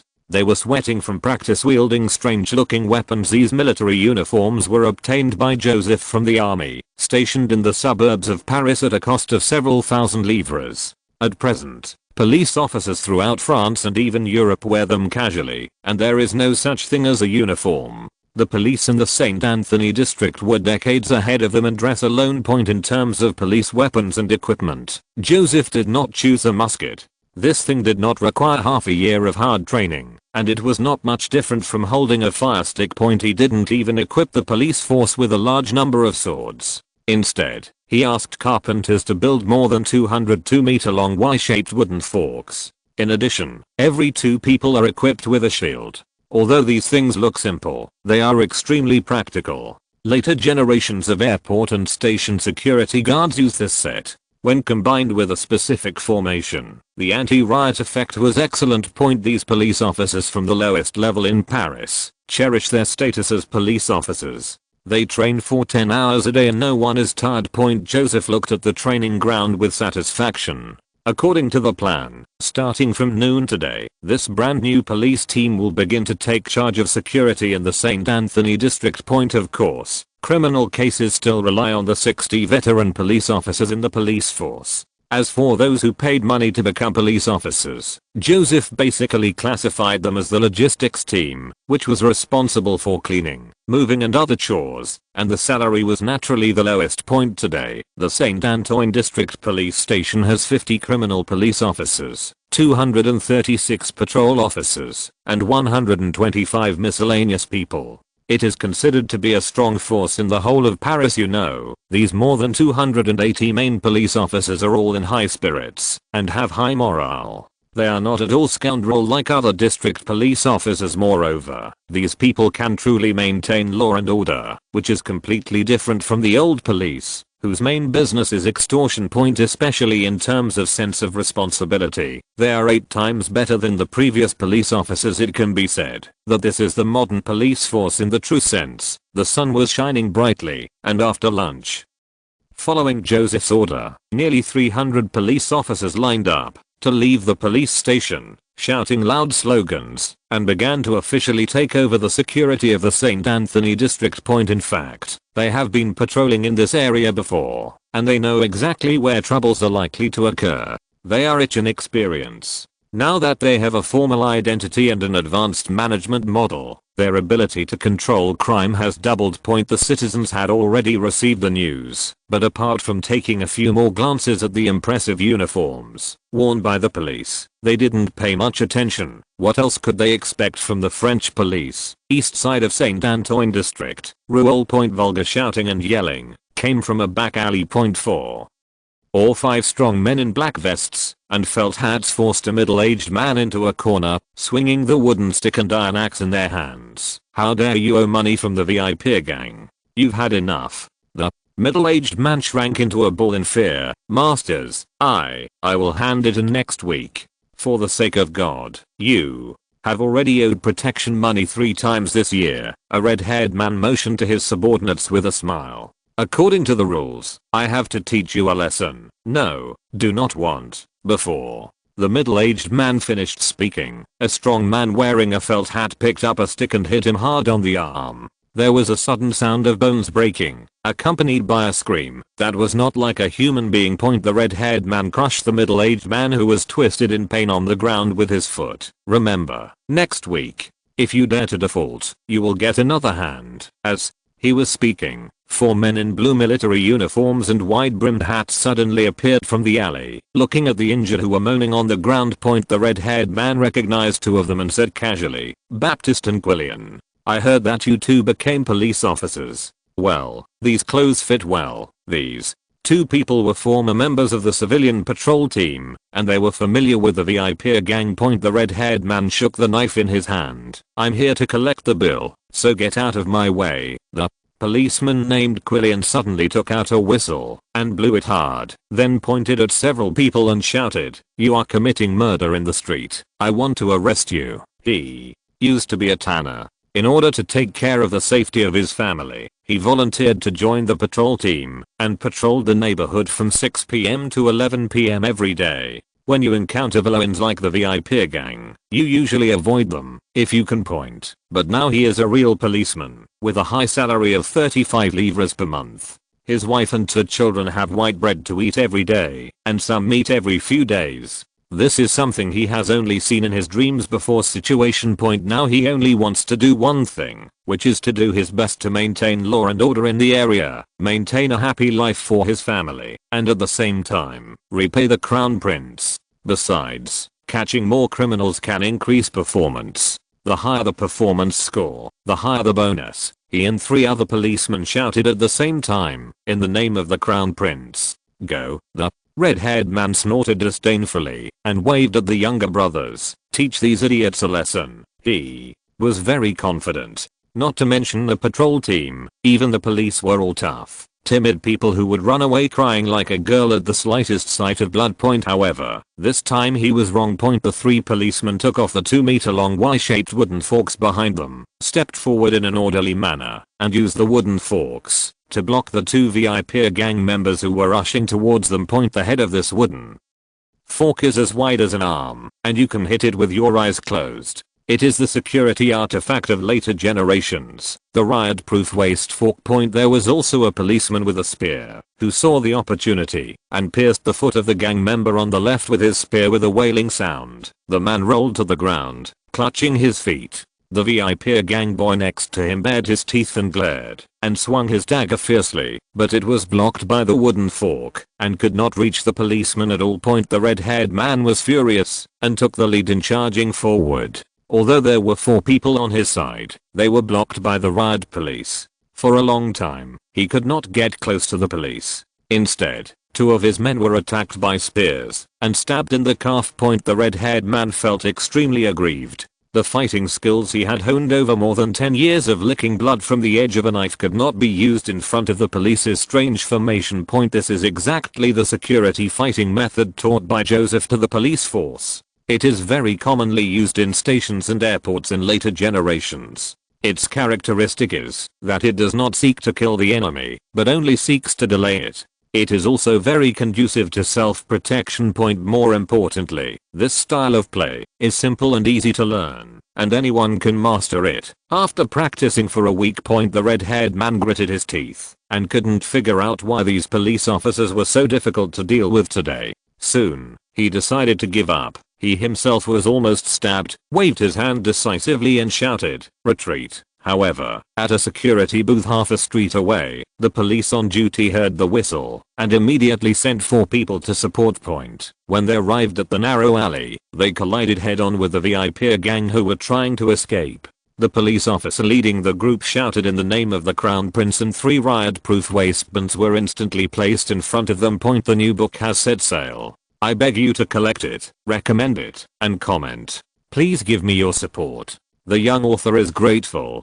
Chapter 10 Big Chaos. The members of the VIP gang only resisted for a little bit, and were pinned to the ground by the wooden forks that were attacked from both sides. They groaned with fear on their faces. Quillian thanked his colleagues who came to support him, and tied up the gangsters one by one with ropes. On this day, the same scene appeared all over St. Anton. The policemen were like crazy. When they saw someone committing a crime, they immediately rushed forward shouting in the name of the Crown Prince, and used riot-proof waist forks and spears to severely teach Xiaoxio. For a time, the thieves, robbers, and gang members in the St. Anthony district were in a state of panic and chaos, and they no longer had the arrogance they once had. The residents of St. Anthony district were surprised and happy to see the police fighting.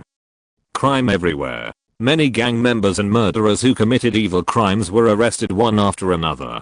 They had never seen police officers who were so serious about maintaining law and order. People in this era have very low requirements for public security. They will consider themselves unlucky if they are stolen or robbed. As long as their lives are safe, they are already satisfied. At this time, the new police team's actions have far exceeded their expectations. Soon, people spontaneously brought water and food to the police and cheered along the street for the police who caught the criminals. The encouraged police officers worked even harder. It didn't take long for citizens to learn a new trick. When encountering a crime, shouting in the name of the Crown Prince has a good chance of scaring away the criminals. Palais Royal. The Duke of Orleans looked at the Paris news on the table and looked unhappy. The front page of the newspaper was titled "Security in Antony District. The Crown Prince presides over police reform." Compared with the vague statements of the Paris News newspaper under his control, the tabloids next to it are very direct. The Dauphin rectified the police, and the security of the St. Antoine district has improved. Citizens of the St. Antoine district praise the new police force. The Crown Prince was resourceful and solved the dentist's murder case in 3 minutes. The Duke of Orleans felt agitated. He originally wanted to take advantage of the chaotic public order in the St. Antoine district to let the newspapers humiliate the Crown Prince, but unexpectedly it helped to increase his reputation. This Joseph was able to completely transform the police force in just over 10 days. This method did not look like that of a 13-year-old boy. Thinking of this, he suddenly frowned. Could it be that the Austrian cousin wanted to clean up Paris officialdom starting from the police station with the help of her son? The more he thought about it, the more he felt that this was the only possibility. After all, it was impossible for the young crown prince to do all this alone.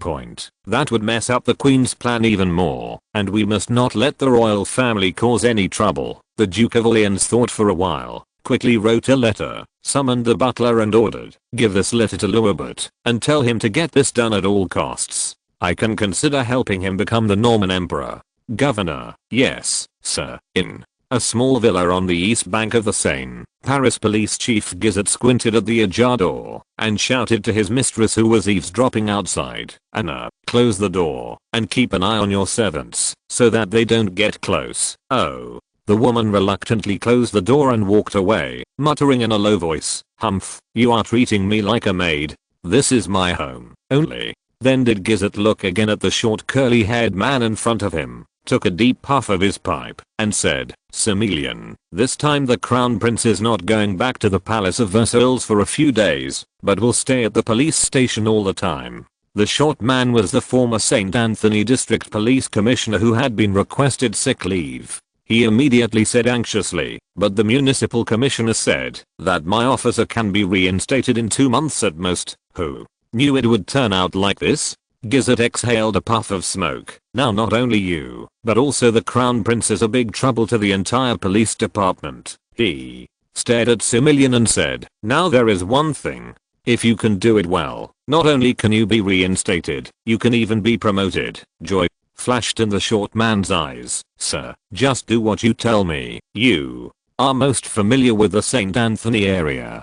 Who is the most powerful gang there?" "The Hoth gang and the Black Sheep gang," Semelian said. "They control more than 80% of the territory in this area, and each has hundreds of subordinates." Guizot nodded, took out a piece of paper, and handed it to him. A look of madness flashed in his eyes. "Go find them, whether it's dismembering corpses, raping people, kidnapping or setting fire. In short, let them mess up the St. Antoine district. The situation is going to get out of control. It's going to be complete chaos." This Semelian's pupils shrank in shock at those words, and he nodded after a while. Okay, complete chaos." He glanced at the paper in his hand again, immediately jumped up from his chair, and said in a voiceless voice, 30,000 livres." The piece of paper was a money order for 30,000 livres. Nowadays, 20,000 livres can buy a villa in Paris, and 30,000 livres is definitely a huge amount of money that can make any gang crazy. "This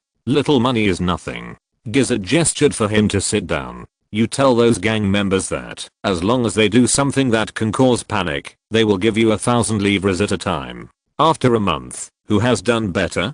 I can get another 20,000 livres." "Yes, sir." Semelian's hands trembled slightly due to nervousness. "Okay, go ahead and do it." Guizot looked at him deeply again. "Also, if there is any accident, the big people behind me will help you deal with it. But this is all your own idea, and it doesn't matter to me. Remember." "Yes. Remember. Don't worry." Guizot stood at the window, watching Semelian's hurried departure. With a sneer on his lips, he didn't originally plan to play such a big game, but yesterday Louis told him to just let it go and do it. If anything happens, he will take care of it, so he has no worries anymore. "Your Highness the Crown Prince, you are enjoying so much happiness in the Palace of Versailles, but you have to come to this muddy water." He gritted his teeth and muttered to himself. 3 days later, Street Anthony Parish Police Department.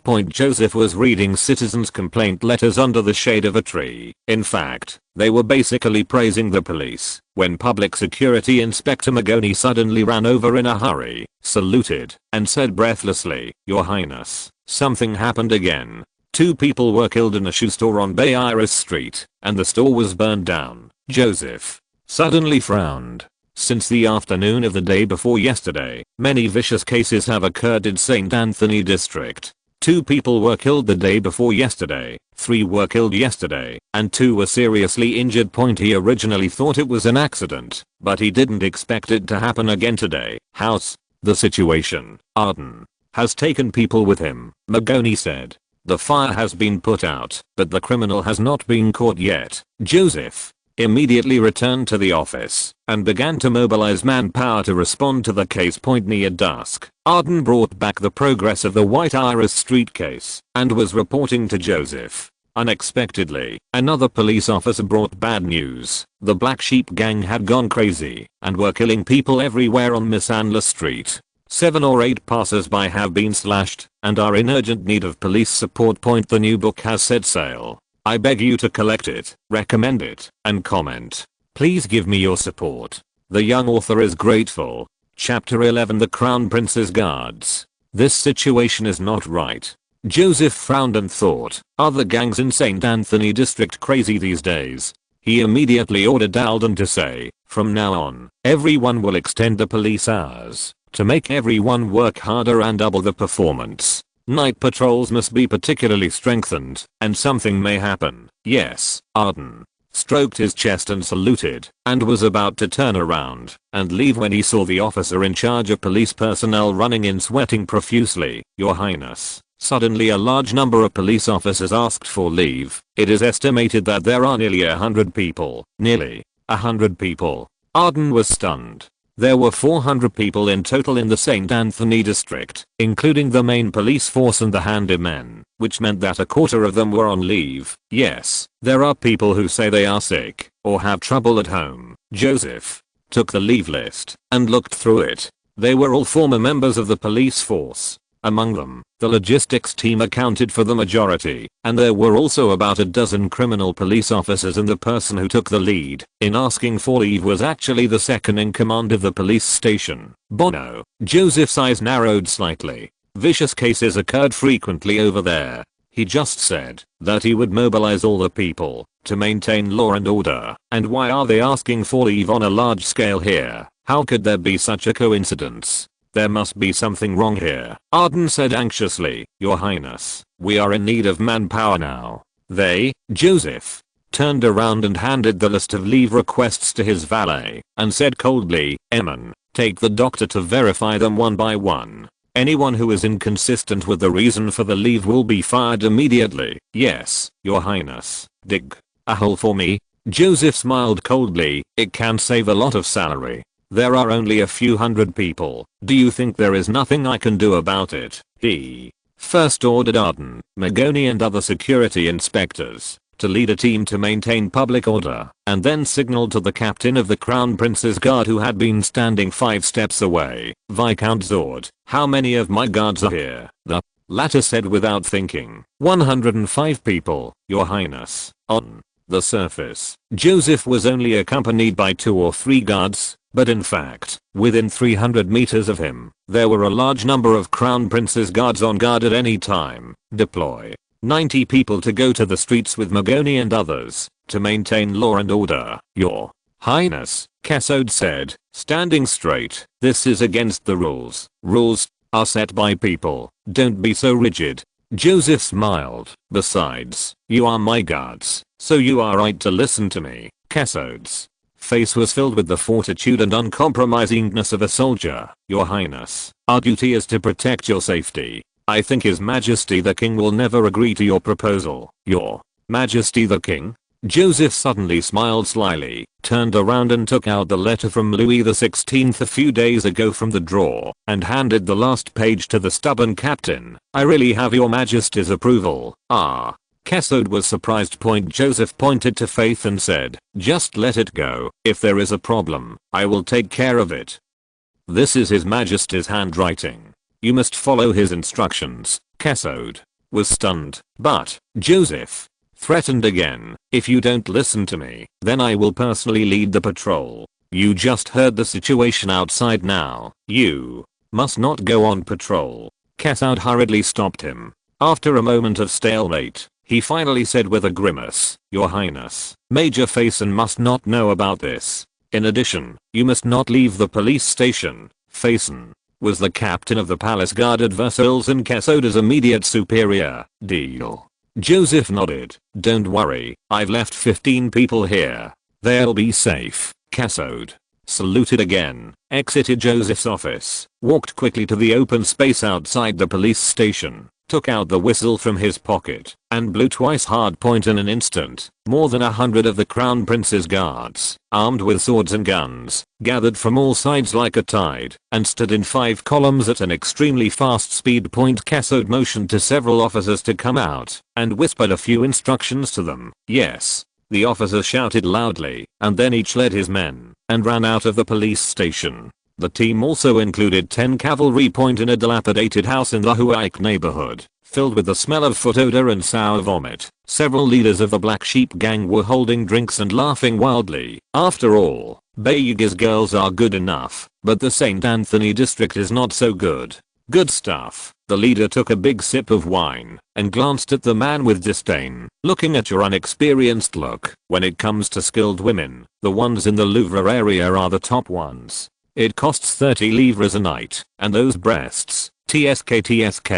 A man with half an ear missing said gruffly, we have made 2,000 livres in the past few days. From now on, will the high-end ladies in the Louvre area just have fun? Someone immediately laughed at him. Varian, your high-class cousin lost all his money in the casino. 150 livres, right? You must have urine on your hands. Haha, half. Heir grabbed the Paris news next to him, burped, and counterattacked. Did you see it? The matter of my burning shoe shop has been published in the newspaper, and the crooked policeman from Similian will send it tomorrow. 1,000 livres. Are you afraid that you won't have enough money to go to the technical institute? Look at how promising you are. The big leader pointed at the few people in front of him with his wine bottle. Do you know how to be a skilled woman? Work harder for me and win the 20,000 livres. Then I will take you to play real games. Noble girl, haha. The leaders suddenly showed their lust for lies and howled one after another. Listen to the boss. The Hoss gang has no idea. The 20,000 livres must be ours. I'll take someone to do it tomorrow, since Similian promised them to pay 1,000 livres for every major crime committed 3 days ago. The Black Sheep gang has given the gang members death orders, plus heavy rewards, to create chaos at all costs. Although many young men have been arrested by the police in the past few days, they have also made a lot of money. Several leaders thought about being rich and wealthy, and did not fall asleep until late at night. As soon as the sun rose the next day, they were awakened by a banging on the door. Boss, it's not good. A brother is dead. The big leader got up from the bed, rubbed his forehead that was sore due to hangover, and said displeasedly, what are you yelling about? Why don't you just kill someone? Who did it? The Hoss gang or the police? None of them. The voice outside the door was trembling. It's the Royal Guard, and 3 people died. Royal Guards. The big leader frowned and kicked his staggering men.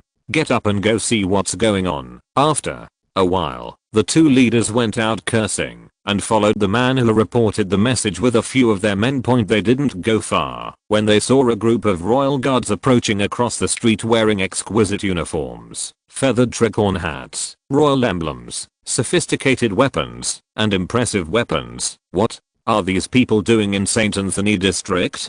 Half-Ear asked nervously. They seem to be maintaining law and order. The boy who reported the news said with a sad face. There are many of them, almost on every street. Chapter 12 Clues. While several members of the Black Sheep gang were talking, they heard noises not far away, as if someone was robbing someone in the street. The royal guards immediately ran over and shouted a warning. Get down immediately, otherwise we have the right to shoot you. The 2 gangsters from the Hoth gang ignored him at all, chopped the victim over with a knife, and ran towards an alley without looking back. These royal guards are completely different from the poorly equipped police, each armed with a musket and a breastplate. They immediately lined up and aimed their guns. The leader shouted again, last warning, get down immediately. The robber made an insulting gesture behind him, laughed wildly, and ran faster.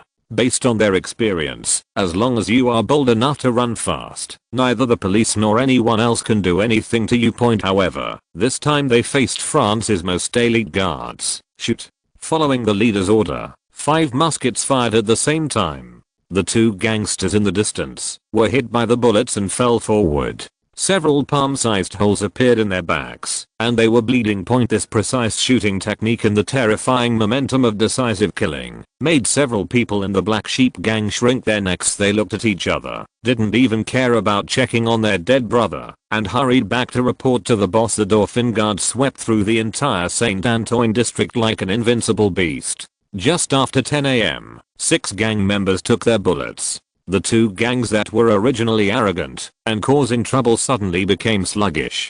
Come down. This is an order given by Joseph to the guards. Whenever someone commits a crime, he will be shot to death if he cannot be caught. For serious illnesses, strong medicines are used, but no blood is used to deter these gang members. It is unknown how many citizens will die. Anyway, this is the age of kingship, and no one should talk about the personal rights of criminals. There is no holy mother here. The leader of the Hoth gang huddled in his lair, watching the tall royal guards walking through the streets through the cracks in the curtains. The momentum made his eyelids twitch. From time to time, the door of the house would be knocked, which was the news from his subordinates that the gang members had been arrested or shot to death. Today, he has lost 17 of his men, and his heart is bleeding. I'm just a gangster. Do I have to raise the army to suppress him? The Black Sheep gang responded a little faster and took back all the people at noon, losing only about 10 people. For 2 days in a row, there were no vicious cases in the St. Anthony district. Although civilians' remuneration was high, the royal guards were really ruthless. No matter how much money they made, it was useless. The news of the cessation of gang members was returned to the police station. Everyone was excited and praised the Crown Prince's determination and methods, as well as the majesty of the royal guards. Joseph didn't care about everyone's rainbow farts at all. He knew very well that the guards only used thunderous means to temporarily frighten the gang members, but it wouldn't take long for these gangs to find loopholes. After all, the guards were not familiar with this place, and they didn't understand criminal investigation. In addition, most of the members of the guard are titled knights. If they are kept patrolling the streets, they will soon become slack due to low morale. There is only 1,000 days to be a thief, but there is no 1,000 days to guard against thieves. If the mastermind behind this chaos is not found, sooner or later there will be a big case. Public Security Inspector Arden knocked on the door and entered the house, saluting. Your Highness, all those captured have been examined, and they are all small fish. However, many of them mentioned that for every vote they committed, someone would give the leader 1,000 livres. They can also share a lot. Joseph frowned secretly. These guys were indeed paid to commit crimes 1,000 livres a time. This mastermind is really generous. He ordered Arden to interrogate him carefully, and then he saw an officer of the guard walking in quickly, saluting respectfully. Your Highness, my subordinates just captured a man named Valian. His identity seems to be unusual. Varian?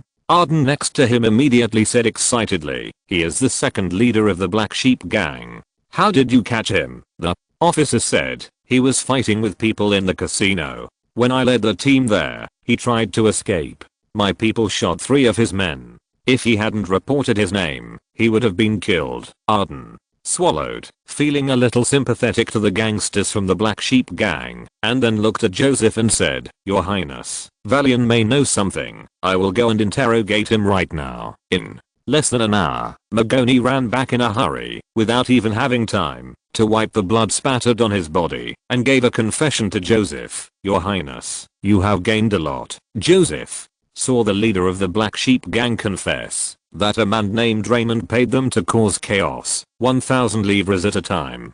After a month, whoever caused more trouble between them and the Hoth gang would get 2 more thousands of livres. He frowned slightly and said, What does this Raymond do? Arden shook his head, but the police clerk next to him said in surprise, He is Mr. Similian's cousin. Similian?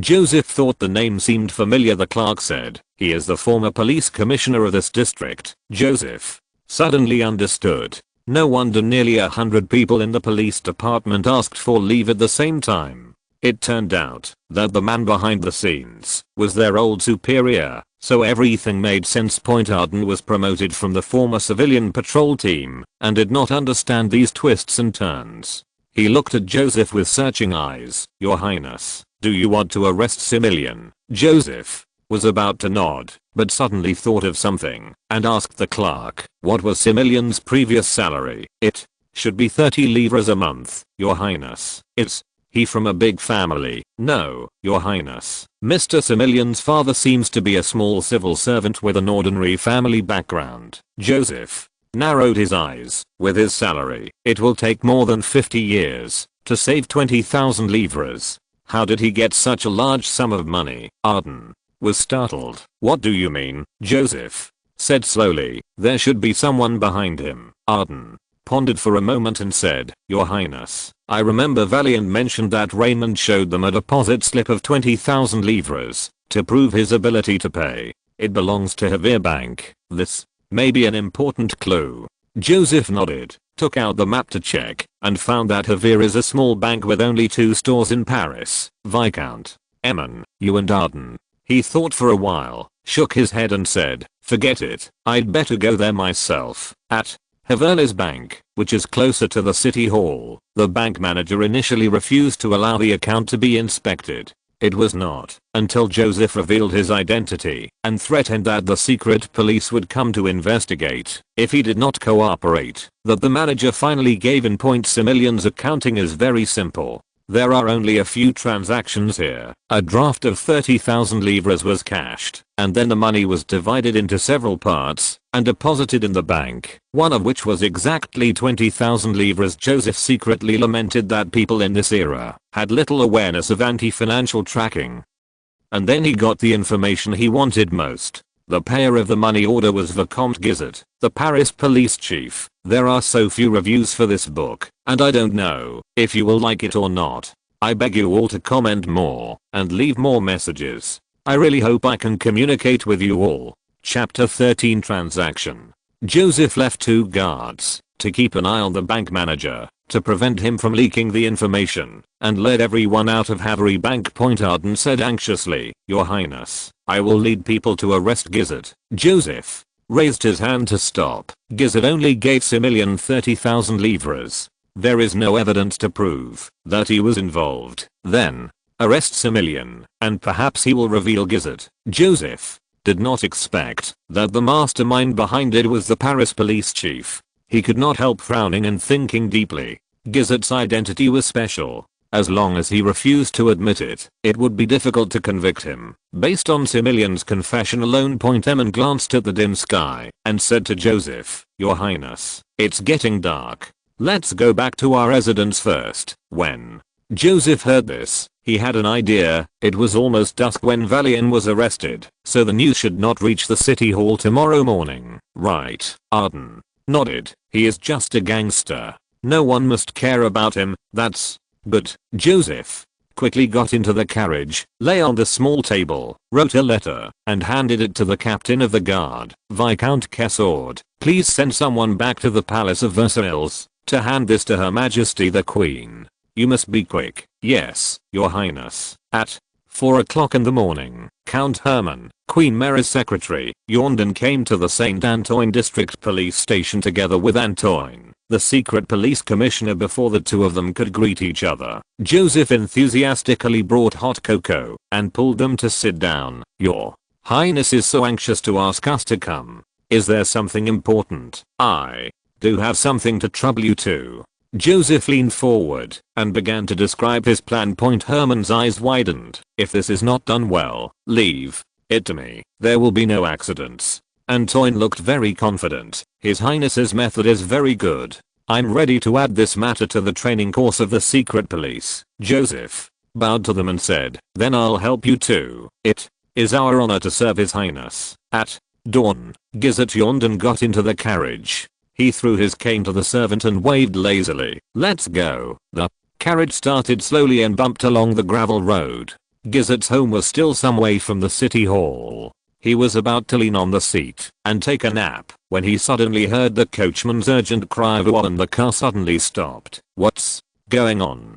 Guizot opened the car window irritably, trying to see what was going on, but the car door was suddenly opened. 3 strong men wearing torn leather hats and black armor smelling bad, appeared outside the carriage. Gizzard's bodyguard hurriedly went to draw his sword, but the dusset knife on the opposite side was first placed on his neck. A man with a thin face and protruding joints shook his head outside the car and said in a deep voice, "Everyone, get out." The servants and bodyguards got out of the car in a hurry.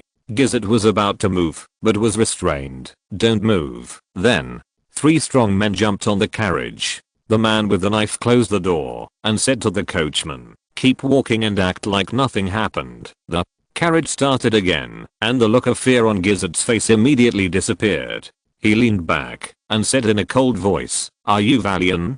Who asked you to come here?" Yes, as the police chief of Paris, he still had some impressions of the leaders of the well-known big gangs in Paris. The man in the middle with half of his left ear missing was the second leader of the Black Sheep gang who he had met once last year. Valian glanced at the thin middle-aged man sitting on the left, lowered his head, and said vaguely, Let my men talk to you." The thin man rubbed the stubble on his face with the knife, looked sideways at Gizzo and said, "Sir Gizzard, our boss wants to negotiate a deal with you." "You?" The latter smiled disdainfully. "What qualifications do you have to make a deal with me? Get out of my carriage." The thin man seemed not to have heard and kept talking to himself. "As for the 20,000 livres, you will regret it if you don't listen," Gizzard said in a long voice. 20,000 livres? I don't know what you are talking about. Why? Do you have to hide it? The thin man smiled. Similian went to the technical academy with our boss and talked about a lot of things when he was drunk, such as the mission you gave him. This waste, Gizzard muttered, turning to look out the window. No matter what it is, go and tell Similian. No, he has no control over this matter. The boss wants you to pay us the 20,000 livres directly. Gizzard seemed to be amused. What crazy talk are you talking about? You must have heard that a large number of royal guards have recently arrived in St. Anthony district. Now no one dares to cause trouble there. Gizzard's expression changed slightly. So, I'm afraid what Similian asked for will be difficult to accomplish, whether it's us or the Hoth gang. The thin man held out 2 fingers. But our boss wants to earn those 20,000 livres. Gizzard smiled. You don't do anything, and you still want money. No, it's not that I won't do it, the thin man said. It's that I just do something big, something that can be worth 20,000, and then stop after I'm done. Gizzard was immediately interested. He heard about the royal guard sweeping away gangs in the St. Antoine district. He was worried about this. Hearing this, he suddenly became interested. What are you going to do? What are our plans? The thin man shook his head. No, it's what you want us to do. Hearing this, Gizzard stopped holding his tongue and said with a ferocious smile, if there is something that can bring shame to the police in the St. Antoine district, make it appear on the front page of all newspapers and make all Parisians talk about it for a year. I can consider giving 20,000 livres directly to you. The thin man thought for a while and said, then we find an opportunity to sneak into the police station in St. Anthony district, kill 10 policemen, and then set fire to the police station. What do you think? That's a good idea.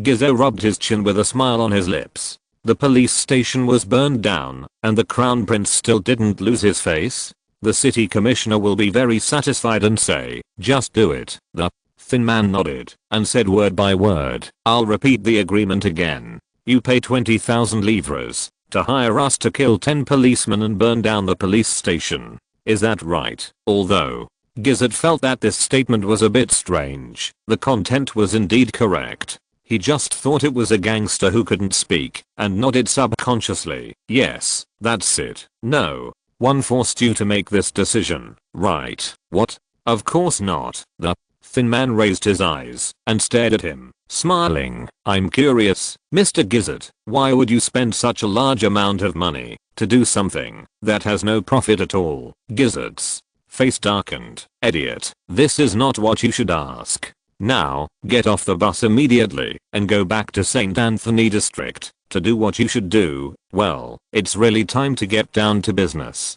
The thin man smiled and put away the dusset knife, took off his ragged leather hat, tore off his beard, then pulled out a cast iron handcuff from behind and shook it at him. Gizzard, you are suspected of conspiring to murder police officers, burn down the police station, and threaten the safety of the Crown Prince. I formally arrest you in the name of the Royal Police. The Royal Police is the elegant name for the secret police, which is equivalent to the FBI in later generations. It has very powerful powers, including direct arrest. The new book has set sail. I beg you to collect it, recommend it, and comment.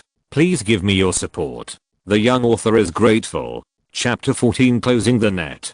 Gizzard's face froze, and he looked at Valian. Take care of your people. What is he talking about? The carriage suddenly stopped, and the latter showed a smile that was uglier than crying, and turned slightly sideways. Only then did Gizzard see a dagger pressed against his lower back. Gizzo's pupils shrank, and he jumped up suddenly, about to grab the door handle, but the thin man was faster. The moment his butt left the seat, his right hand had already caught his neck and pressed him against the backrest.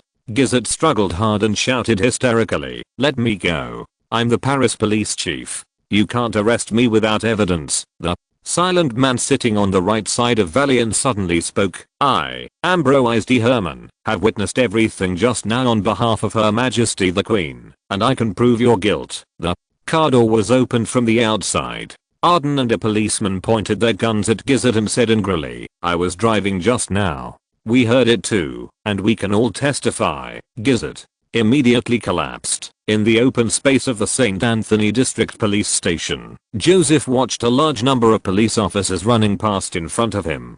He kept nodding to them, and the police officers responded with loud slogans. Arden was very excited and was still talking to the Crown Prince about what happened in the early morning. He couldn't stop at all. Vicomte Antoine's men were waiting at the corner of the street and took Gizzard away. I think they went to the interrogation room of the secret police. Well, the Royal Police. I followed another team to search Gizzard's home. I saw some bulges on the head of the bed, and I felt something was wrong. After smashing it open, I found a hidden compartment. Joseph had just listened to this story once, and he smiled and said, "Then I found the notebook. You made a great contribution this time." Gizzard's notes recorded information on the main gangs and a large number of murderers in the St. Antoine district. The last few pages of the notebook are records of Gizzard providing protection to these people and collecting black money.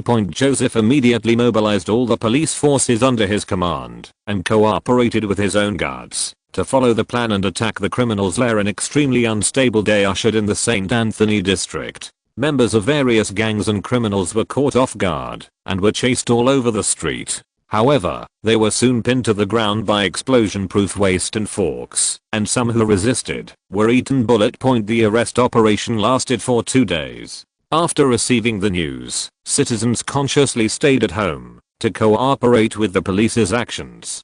Some brave people even armed themselves with sticks and helped the police intercept criminals at the street corners. The cells of the St. Antoine police station were quickly filled, and subsequent murderers were sent to the Bastille. Such a big movement attracted reporters from almost all Paris to inquire about it. On White Iris Street, a middle-aged man with disheveled hair, deep nasolabial folds, and a deep expression, as if he was thinking about life at any time, frowned and looked across the road. There was a group of royal guards holding 7 or 8 people with their hands tied, looking downcast. People passing by with blood on their mouths and noses. The young man next to him said nervously, "Mr. Mera, you really don't need to come here in person. It seems quite dangerous here." "It doesn't matter." Mera waved her hand. "If you don't go to the scene in person, you will never know the truth." He quickly walked into a grocery store, bought something casually, pointed to the royal guards in the distance, and asked the shop owner, "Do you know what they are doing? Catching political prisoners." The shopkeeper rolled his eyes at him and said angrily, "What kind of political prisoner?" "The ones tied up other VIP gang guys. They have never done any good things." As he spoke, he rolled up his sleeves, revealing a scar. "Look, I was beaten by the VIP gang last year. Before the Crown Prince brought the new police team, they blackmailed me for 5 livres every month. May God bless the Crown Prince. Now these hateful guys have finally been caught. I will have money to buy some butter for my children in the future." Mera habitually took out his notebook and started recording. "Can you tell me about the new police team?" "Of course." The shop owner put down what he was doing and looked at him and said, "Are you a reporter? Haha, can you write my words of thanks to the Crown Prince in the newspaper?" "Ah.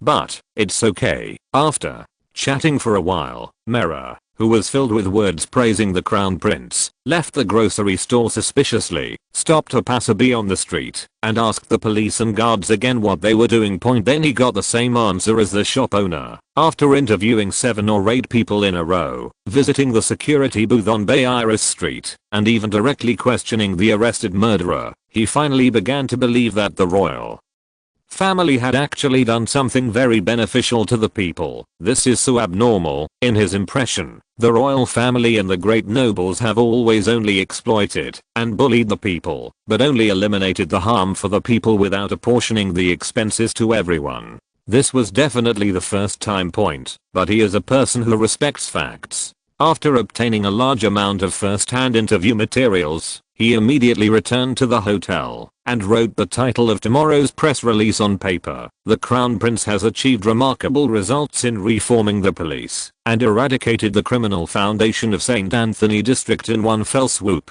Several grey-black carriages drove along the north bank of the Seine River toward the Palace of Versailles. In the car in the middle, Joseph coughed and felt like he was sitting on a pile driver, and he was about to be knocked apart.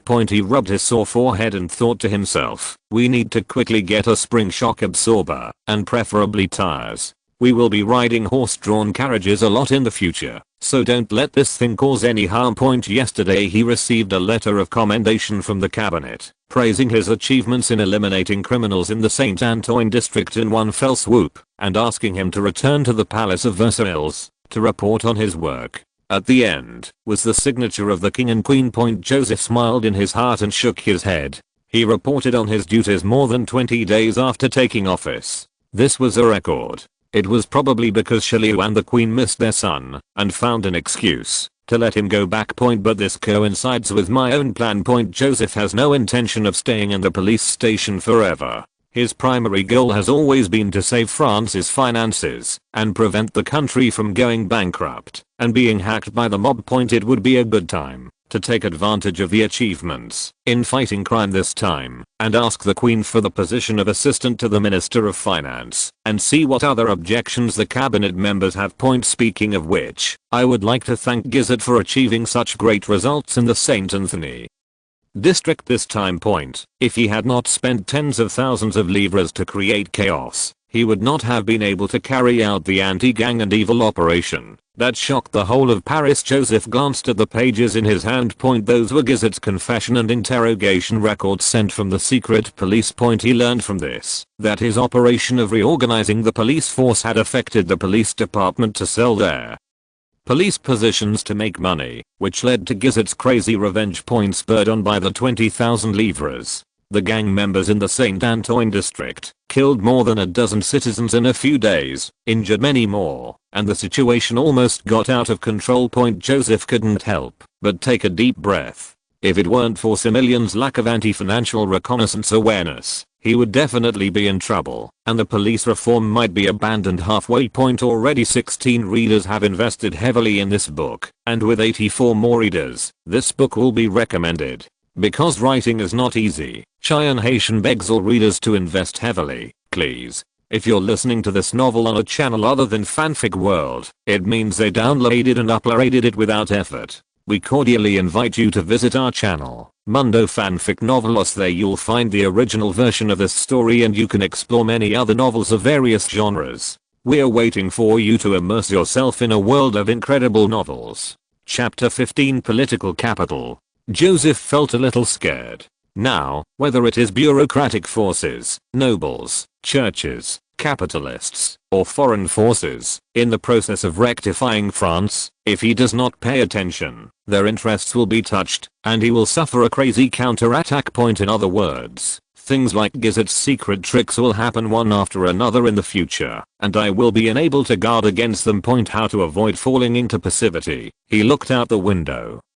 tapping his fingers on the armrest of the seat, lost in thought. In order to avoid being plotted, it is best to detect potential threats in advance and learn about the plot against you. It is best to have professional manpower to help you nip the threat in the bud. To do this, you must have a large number of eyes and ears to gather information for yourself. In addition, there is a command center that analyzes and summarizes information and comes up with response plans, and then sends people to deal with the problem according to its own instructions. Thinking of this, several names immediately came to Joseph's mind: CIA, KGB, MI6. If you have such a professional intelligence agency in your hands, you will not be blind or deaf when facing the assassinations of various forces, thereby ensuring that your process of rectifying France is not blocked. In fact, France does have a ready-made secret service agency, that is, the secret police.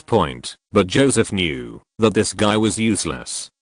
He would do things like peeking at letters, eavesdropping on conversations, and spying aimlessly. In fact, they were incompetent in doing even this, and were often caught, giving the secret police a very bad reputation. Therefore, it is most reliable to form an intelligence team yourself. Not only can they be guided and trained with the advanced concepts of future generations, but their loyalty is also higher. However, just one secret police organization has already made the whole of France angry. If another one is created, it will immediately become the target of public criticism.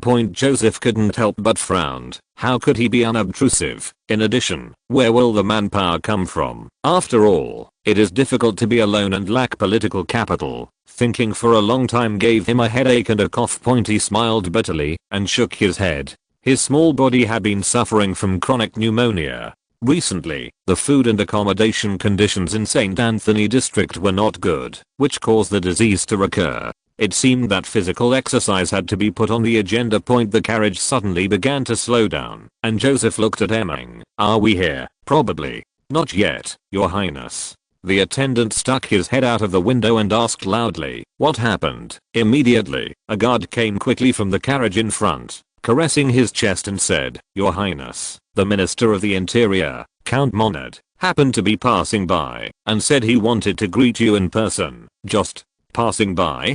Joseph looked at Hemming with inquiring eyes. The latter came closer and said, Your Highness, maybe it has something to do with Gizzard. When Joseph heard what he said about the relationship between the two, he couldn't help but feel something in his heart. He was worried about the lack of power in the cabinet, and this might bring him political capital. He nodded to the guard and said, Please come to my carriage, Count Monad. Yes, Your Highness. After a moment, a man in his 50s with slender brown eyes, long wavy hair, and powdered face came to the car, handed the cane to the servant, and then bowed deeply. I didn't expect that. I'm so lucky to meet His Royal Highness the Crown Prince here. Joseph politely returned the favor, invited him to get in the car, and pushed the cakes on the small table in front of him. This is from Her Majesty the Queen.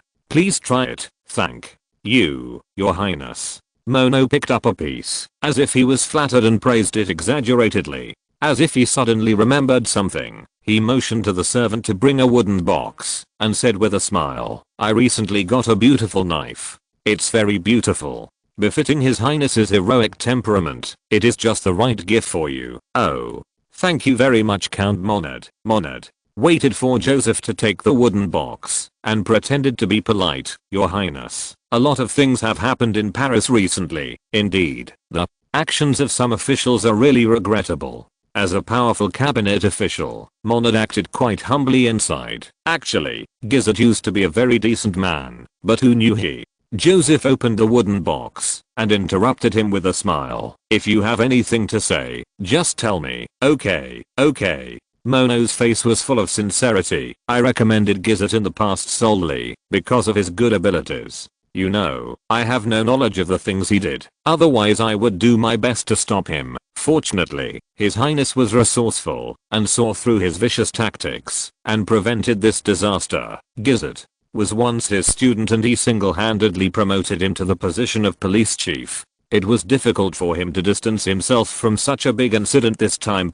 Although Monad was in a high position, Gizzard was with the secret police. He still didn't know the specific situation, and he didn't dare to ask the Queen directly. so he waited on the way back to the Palace of Versailles, trying to test the young crown prince. Test, your highness. I wonder what Gizzard's crime is this time. Joseph seemed to be very interested in the gem-encrusted Schechter scimitar. He rubbed it repeatedly and said casually, well, I heard it was inciting a riot. Mono stiffened and started rioting, which was a serious crime of subverting the rule. If he was confirmed, there was no way he would not be implicated. He laughed dryly and said, he is not so bold. Really? Joseph put down his machete and handed him the confession on the table. The royal police sent it this morning. Gizzard directed a large number of thugs to attack the St. Anthony District Police Station. Oh, I was still in the police station at the time. Monad glanced at it a few times and suddenly broke out in a cold sweat. Although he felt that Gizzard had no motive for rioting, based on the evidence, it made sense to characterize it as a riot. He was so panicked that he didn't know where to put his hands. He cursed Gizzard fiercely and looked at Joseph with a bitter face. Your highness, is there any room for change in this matter? Joseph blinked and said, some people say that Gizzard was inciting a riot, but I don't think so. After all, I was the only one who knew the situation best. Yes, yes. Mono nodded repeatedly. Please be sure to explain the inside story to Her Majesty the Queen. Oh, let's talk about this sometime later. Joseph picked up the machete again and waved it back and forth a few times. I have been busy preparing recently to prove to my mother that I'm qualified to be the assistant to the Minister of Finance. The topic changed so quickly that Mono was stunned for a moment, but he immediately remembered that the Crown Prince had proposed to be the assistant to the Minister of Finance at the cabinet meeting, and hurriedly said loudly, there is absolutely no one more suitable for this position than His Highness. There will be a cabinet meeting the day after tomorrow, and I will propose that you serve as assistant to the Minister of Finance. Oh, I can also convince Bishop Brian to support you too. Brian is now the Minister of Finance and the Chief Minister, the most important minister under the royal authority. The new book has set sail. I beg you to collect it, recommend it, and comment. Please give me your support. The young author is grateful. Chapter 16 New Fashion for Girls. It's easy to talk to smart people.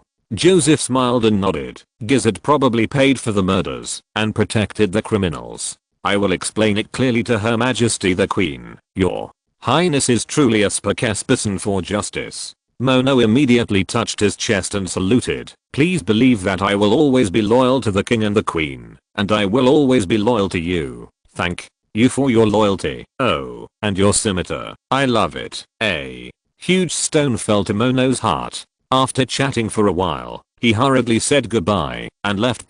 Joseph suddenly remembered that the Minister of the Interior was responsible for managing the national municipal administration and supervising the police, so it was Monad who decided on the choice of Paris police director in the future. My energy will mainly be focused on finances, so I need a reliable person to help implement police reform. In addition, you can also use the shell of the police department to cover up the intelligence agency you are planning.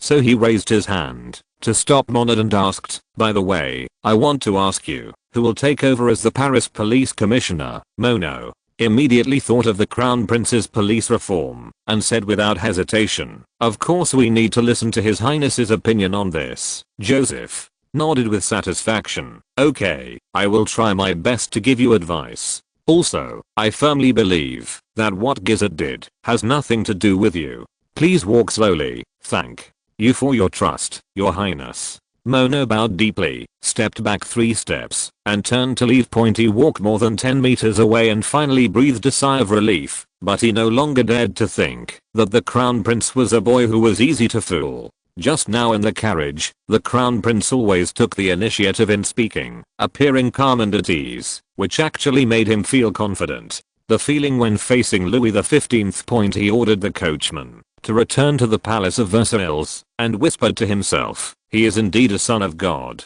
It seems that he will have to keep some distance from the Duke of Orleans in the future. Joseph also started on the road again, and after walking for another hour or so, a melodious trombone sound suddenly came from the front, accompanied by the rhythmic drum beat. Eamon reminded quietly, Your Highness, we are here. The carriage quickly stopped, and 2 unfamiliar nobles stepped forward. One opened the door and bowed to wait for the crown prince to get off, while the other set up a wooden ladder in front of the door. "Your Highness the Crown Prince, welcome back, Joseph."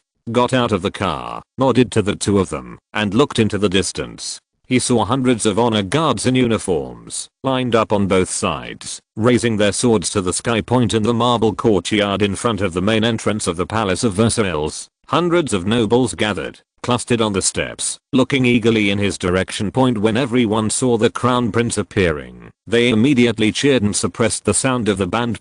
Joseph was a little surprised. "What are you doing?" The two nobles hurriedly said. "Your Highness, the king and queen are personally welcoming you." Joseph held his forehead. This battle looked like he was returning victoriously from a battle with the enemy. It's no wonder that since Louis XVI ascended the throne, he has been immersed in playing with locks and has not done anything to show his face. The queen was a member of the female class and had average abilities. She could barely cope with government affairs. In addition, there were rumors that she was extravagant, which led to the deterioration of the royal family's reputation. This time the crown prince made a splash, throwing the Paris police chief into jail and wiping out almost all the criminals in the Saint Antoine district in one fell swoop.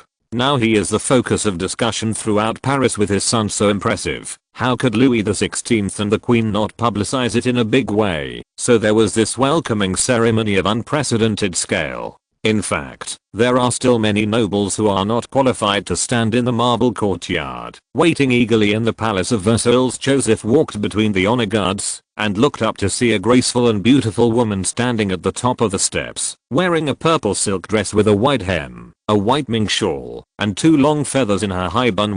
It was Queen Mary. Next to her, with half of his body huddled behind her, wearing a long blue velvet coat embroidered with fine silver threads, a black three-cornered hat, and black calfskin high-heeled shoes. The fat white man with a somewhat nervous expression was the man today.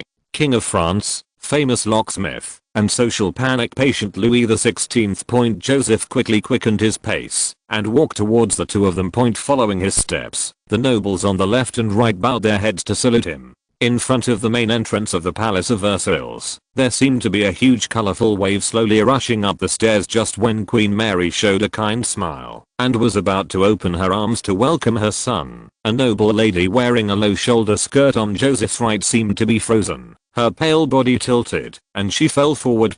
Joseph reflexively raised his hand to support her and asked with concern, "Are you okay?" The girl closed her eyes and shrank her cold body into his arms. The surrounding aristocratic ladies suddenly burst into flames in their eyes and secretly gritted their teeth. Alistair is a bitch. He actually used such despicable tactics to get close to the crown prince. The former crown prince was mediocre, even a little useless. Although he had a distinguished status, his reputation among noble ladies was quite low. Nowadays, the crown prince's deeds such as his knowledge shocked Lagrange, sweeping out criminals in Saint Antoine district in 2 days, and solving a murder case in 3 minutes have become more and more legendary among the girls in the Palace of Versailles. Chatting about the crown prince and collecting information about the crown prince became a fashion among young girls in the Palace of Versailles. Almost out of every 3 sentences they said, 2.5 sentences were about the crown prince. The son of God has suddenly become the dream lover of all girls. Even if she knows that her status is too different to marry him, she is satisfied as long as she can be his lover. The tall girl on the left thought to herself, "Humph, I can do it too." She immediately threw the fan beside her feet and whispered, "The skirt is so tight that I can't breathe." She tilted her head and fell towards the crown prince. Joseph quickly supported her with his left hand. The surrounding air was suddenly filled with the smell of vinegar and sourness. For a while, "It's so cold and suddenly I feel dizzy" came and went. More than a dozen warm scented and warm jade objects poured towards him. When Joseph was at a loss, the guard captain Kessode stepped forward, picked up the 2 girls in his arms one by one, and then shouted to the guards behind him, "Hurry up, ladies." Yes, the Comer aristocratic ladies squinted their eyes and saw the tall and thick guards rushing towards them. They immediately got rid of the gravity of the earth and miraculously stood up straight, looking dignified and dignified. The new book has set sail. I beg you to collect it, recommend it, and comment. Please give me your support. The young author is grateful. Chapter 17 Aspirin Youth Edition. Oh, my dear sweetheart. Queen Mary bowed to Joseph and hugged him tightly into her arms. I miss you day and night. Ah, you injured. Look at you. You've lost weight. Be sure to bring a chef with you when you go out from now on. Louis XVI also came over, but he looked at the dark crowd around him and didn't say a word. He only gave his son an encouraging look. Come in quickly, it's cold outside. The queen dragged Joseph into the Palace of Versailles, looked back at the colorful warblers behind her, turned to her son's ear and said, Joseph, you have reached the age of engagement. Which one do you like? The princess of the country, the Spanish princess, or the Savoy? Joseph suddenly felt dumbfounded. What kind of engagement? My little body has just entered puberty, so don't mess with me. He quickly turned to 16 and changed the subject. Father, your salamander spray. Louis XVI glanced at the people around him and asked an unexpected question. Joseph, choose a girl you like. Even if she is not a princess, I will support you, Queen. Mary glanced at him helplessly, took her son's hand and said, my dear, I have also prepared a grand ball for you. She suddenly paused. Why are your hands so hot? Then she touched his forehead. You have a fever. She turned to the maid de Benac and shouted, quick, get Dr. Lamech. Your Majesty, Dr. Lamech has left for Paris this morning. Then, Dr. Rasseni, hurry up. Queen Mary kissed her son's hot forehead and was so anxious that tears almost fell. You must take a doctor with you when you go out from now on. Joseph felt warm in his heart and hurriedly comforted her. I just have a low fever. It's okay. As he spoke, he coughed. You still say you're fine? You are very ill. Go and rest quickly and let the doctor take a good look at you. When the girls around heard that the crown prince was ill, they immediately gathered around him anxiously and almost carried him to the palace together with the queen. After Joseph laid down on the velvet bed, the queen looked at Louis XVI with resentment. Her eyes seemed to say, look, if you were half as capable as the Sun King, you wouldn't let your son work hard for the country. Not long after, a short middle-aged doctor came into the room panting. At the queen's urging, he took Joseph's temperature and checked it again. Then he leaned over to Shirley and the queen and said, Your Majesty, the crown prince has pneumonia. It's getting serious. The fever is 9 degrees. I think bloodletting treatment needs to be done immediately. Okay, please move faster. Joseph's face turned black when he heard this. Why should he bleed? With my small body, do you think the delivery is not fast enough? Of course, he didn't blame the doctor. After all, medicine in this era was almost like barbers playing alchemy, and bloodletting was a common treatment. You know, a few years later, Washington, the commander-in-chief of the United States, was bloodletted to death. He immediately pretended to be uncomfortable and wanted to be quiet and sent all the visiting nobles, including the king and queen, out. After the door of the bedroom was closed, he immediately got out of bed and said to Dr. Larsini, no bloodletting. No matter how sick I'm in the future, I will never let bloodletting. Your Highness, this is not possible. Joseph repeatedly tried to persuade him, but seeing that the doctor still refused to compromise, he reluctantly took out the Persian scimitar that Mono had given him on the table and said in a deep voice, I don't want to repeat it again. No bloodletting. Do you understand? The cold light reflected from the blade made Larsini's pupils shrink, and he immediately remembered the crown prince's vicious reputation, chasing down most of Paris and capturing the chief of police with his own hands, lead 90 guards and hundreds of gang members to fight and annihilate all the murderers. Yes, the news has become like this. After being spread 10 times, Larsini swallowed and nodded hurriedly. I will follow your instructions, he said cautiously. But you still have a fever. When Joseph heard this, he also felt dizzy and exhausted. He thought it would be great if he had penicillin, a powerful tool to deal with pneumonia, but this thing is not something that can be made easily. Are there any antipyretics that can be done in a short time? He suddenly remembered the documentary about aspirin he had watched before, which contained the extraction method of salicin, the substance equivalent to the youthful version of aspirin. Fortunately, he has a good memory and can still remember the main processes. Although salicin only has a little anti-inflammatory function, it has an excellent fever-reducing effect. The most important thing is that it is easy to make and can be shipped in half a day. He immediately looked at Rossini and said, "Excuse me, are you familiar with drug refining?" The latter immediately showed a confident look. "Yes, Your Highness. I taught this in college." "Great." Joseph immediately took out a pen and paper, wrote down the preparation process of salicin, and then explained to him in detail. Crush the willow bark and evaporate it to dryness, add a small amount of quicklime, and then soak it in an alkaline environment with alcohol. For half an hour, boil, filter, evaporate and concentrate. Adjust the extract to alkaline, soak again, repeat, until crystals precipitate. That's about it. How long do you think it will take to get it done?" Larsini's eyes widened. The level of professionalism shown in the Crown Prince's words was definitely not inferior to his own. The Son of God is truly worthy of his name. He discussed the preparation process in detail with Joseph and made sure that nothing was missing. Then he thought, the necessary things are available in the Royal Alchemy Laboratory. If everything goes well, it can be completed before 4 o'clock in the afternoon. Your Highness, with all due respect, I have never heard of this medicine. Are you sure it's okay? Sure. Joseph nodded. Just do it. Also, don't tell my parents that I didn't bleed this. Okay, Your Highness. After all this busy work and having a fever, Joseph soon fell into a deep sleep. After an unknown amount of time, he vaguely felt a silky hand touching his forehead. He struggled to open his eyes and saw light green eyes as clear as lake water and an elegantly curved nose.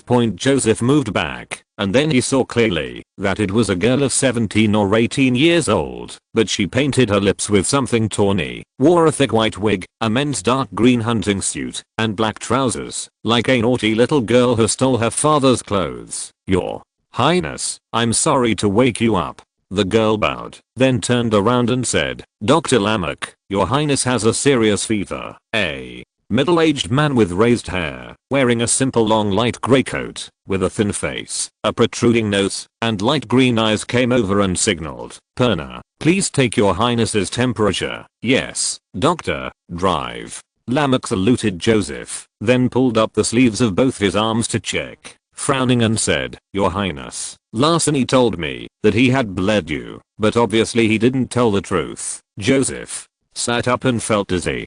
Perna supported him with one hand and whispered, "Your Highness, please open your mouth and don't bite." Joseph opened his mouth drowsily, and a thick glass thermometer was inserted into his mouth. More than 10 minutes later, Perna took out the thermometer and looked at Lamech with some concern. "Doctor, 6 degrees, the new book has set sail. I beg you to collect it, recommend it, and comment. Please give me your support. The young author is grateful." Chapter 18 Lamech's shock. Lamech immediately took out a knife and a copper basin from his suitcase and said to Perna, "Get ready to bleed the Crown Prince." Joseph said flatly, "No, I strictly forbid you to bleed." Lamech looked at his weak expression and said seriously, "Your Highness, I must do this. If you have a fever for too long, it will have serious consequences." Joseph struggled to get the scimitar, and Lamech added, "If you refuse treatment, I will report this to Her Majesty the Queen." Joseph felt dizzy for a while, and just as he was thinking about how to persuade this hardliner, he saw Rossini pushing in the door holding a glass bottle. "Your Highness, this is what you want." Rossini seemed a little guilty, handed over the bottle, and muttered, "Maybe the purification is a little insufficient." Joseph looked at the grey viscous substance in the bottle, opened the bottle cap, and immediately smelled the smell of alcohol. He smiled bitterly in his heart. How could this be a little inadequate? But he still comforted the doctor and said, "This is your first operation, so it is already very good. Thank you very much." Joseph was about to take salicin when he suddenly felt something in his heart. He looked at Lamech and said, "Mr. Lamech, if I accept your bloodletting treatment, how long will it take for my fever to go away?" Lamech thought for a moment and said, "Maybe we can recover our body temperature tonight, or maybe tomorrow morning." Joseph raised the glass bottle and said, "With the medicine I prepared, the fever can be reduced in 1 hour." Lamech suddenly felt that his professional dignity had been challenged and immediately shook his head. "Your Highness, your pneumonia is not under control. There is no medicine that I know of that can reduce fever so quickly." He is an academician of the French Academy of Sciences, a famous European biologist and medical scientist, the first to propose the theories of biological evolution and natural selection, and the top doctor in France. He has full confidence. In saying this, Joseph smiled tiredly. "Then let's make a bet. If my fever goes away within an hour, you are not allowed to bleed me again in the future." Lamech was slightly startled, then nodded confidently. "Okay, Your Highness. If your medicine doesn't work that well, you can't refuse any treatment from the doctor in the future. Make a deal." Joseph poured out a spoonful of salicin and swallowed it. The taste was very bitter and had a strong smell of alcohol, which made him retching. Lamech carefully took out his pocket watch and signaled to Joseph, "Your Highness, it is now 4:21. Joseph nodded and wanted to sleep for a while, but there were 3 people beside the bed, including a girl, which made him a little awkward, so he simply got up and discussed the purification of salicin with Larceny. When Lamech heard that the medicine was made from willow bark, he couldn't help but shook his head secretly. The British had done research on the efficacy of willow bark more than 10 years ago. Although it has a fever-reducing effect, it takes several days of continuous consumption to take effect. Moreover, this food is very unfriendly to the stomach and intestines. Many people give up because of stomach ache before their fever subsides. However, he was extremely impressed by the Crown Prince's knowledge of experimental theory, which was far superior to that of his own students. If the Crown Prince concentrated on medicine or experimental science, he would definitely achieve great achievements. In fact, Joseph was just a novice in this area. That is, he only received a little influence from the chemistry department guy in the university dormitory, but in the 18th century, he looked very professional, so the precipitation and cooling can be faster. As Joseph was talking, he suddenly stopped, rubbed his forehead, looked at Lamech and smiled. "Mr. Lamech, my fever should have gone away." Lamech was listening carefully to what he said about the experiment. He almost forgot about it and quickly looked at his pocket watch. It was 4:58, just 37 minutes after the Crown Prince took the medicine. He looked at Joseph again and saw that there was a sparkle in his eyes. He hurriedly bowed to signal and reached out to touch his forehead. Sure enough, it was no longer hot. Perna, thermometer. Lamech took the thermometer and stuffed it into the Crown Prince's mouth. After waiting for a while, he took it out to check it himself. With disbelief in his eyes, 8 degrees Celsius. The body temperature has returned to normal. How is this possible? He lowered his head and murmured, suddenly grabbing Joseph's shoulders in excitement. "Your Highness, what you just drank was really willow bark extract." Joseph smiled and nodded. "I didn't expect the effect after purification to be so good." Lamech seemed to have little stars in his eyes. "Your Highness, if the efficacy of the drug is stable, this will definitely be an epoch-making drug. Can I try? I'll produce this drug." "Of course. Let Mr. Rossini tell you the specific process. I simply can't express my gratitude to you." Lamech bowed deeply to Joseph, hurriedly took out his notebook to find Larceny, and then turned back and asked, "Your Highness, did you invent this medicine?" "This?" Joseph was stunned and could only say, "It must be God's revelation that allowed me to have a flash of inspiration." "Oh, my lord." Lamech was shocked. "Is His Highness really the Son of God? Such a potion can be thought of with just a flash of inspiration." However, with the rigor of a scientist, he felt that a large number of experiments should be conducted to truly confirm the efficacy of the medicine. Thinking of this, he was immediately filled with fighting spirit, pulled Larceny towards the alchemy laboratory, and left a message. "Perna, pay attention to His Highness's condition at all times, and tell me immediately if there is any situation." "Okay, doctor." 2 days later, after treatment with salicin, Joseph's condition has stabilized a lot. Although he still has some cough, he has never had a fever again. When he walked into the golden door of the East Palace Conference Hall of the Palace of Versailles, it was not yet 9 o'clock. and there were still a few minutes before the cabinet meeting started. The other cabinet ministers had all arrived, and when they saw the crown prince entering the room, they all stood up and saluted him. Interior Minister Monad even greeted Joseph with a smile on his face and whispered, "Thank you, Your Highness. The order to deal with Gizzard was issued yesterday, and there was no mention of inciting a riot." Joseph smiled and pulled him to sit down. Yesterday he mentioned something to the Queen at lunch, which was nothing more than placing all the blame on Gizzard alone. Later, let the clerk make a formal report, and the matter will be finalized. Although Joseph felt that there might be something hidden about Gizzard, it should have nothing to do with Monad. When his intelligence agency was established, this would be the first thing to investigate. Mono suddenly stood up, spread his arms, and said loudly to the crowd, "The police reform presided over by His Royal Highness the Crown Prince has achieved remarkable results. As we all know, the criminals in St. Anthony district have been almost completely eliminated. Your Highness is worthy of God. In the name of your beloved son, let us congratulate His Highness together, because this book is on the first recommendation list, which is very important for young authors. I hereby urge you to collect this book, invest in this book, and leave a lot of messages. The young author is very grateful, and will definitely do more, faster and work harder." Chapter 19 Assistant to the Chancellor of the Exchequer. When the cabinet ministers heard this, regardless of what they were thinking, they all stood up to congratulate the crown prince, and all kinds of rainbow farts came in an endless stream. Joseph was returning the salute politely when the golden door of the hall was pushed open, and the voice of the etiquette officer came, "His Majesty the King and His Majesty the Queen are here." The ministers in the room were a little surprised by the appearance of the king, who had rarely attended a cabinet meeting in 1,000 years.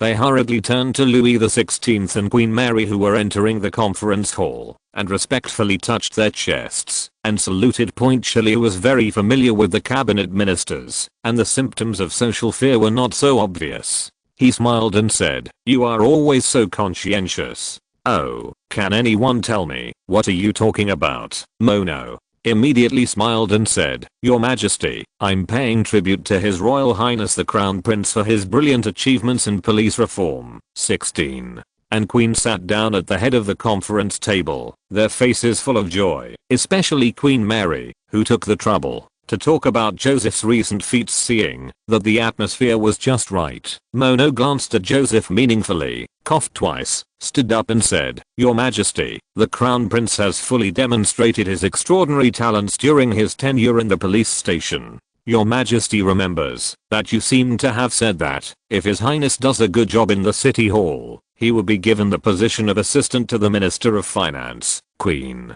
Mary nodded with a smile. The Minister of Justice Samuel frowned slightly and glanced sideways at the Duke of Orleans. Seeing that he was unmoved, he pretended to lower his head and said to himself, "Your Majesty just said that the Crown Prince is allowed to have access to financial affairs, but..." His voice was just loud enough for the few people around him to barely hear him. Queen Mary's smile faded, her eyes swept across several others, and finally fell on Finance Minister Brian. "Archbishop Brian, what do you think about this matter?" When Mono heard this, he cast a reassuring look at Joseph, which meant that he had already communicated it to Brian. The round-faced old man sitting at the second table stood up and saluted the Queen, and said without hesitation, "Your Majesty, I believe that His Royal Highness the Crown Prince is fully qualified to serve as Assistant to the Minister of Finance. He is the Archbishop of Toulouse, serves as the Chief Minister of the Cabinet, and is also the Minister of Finance."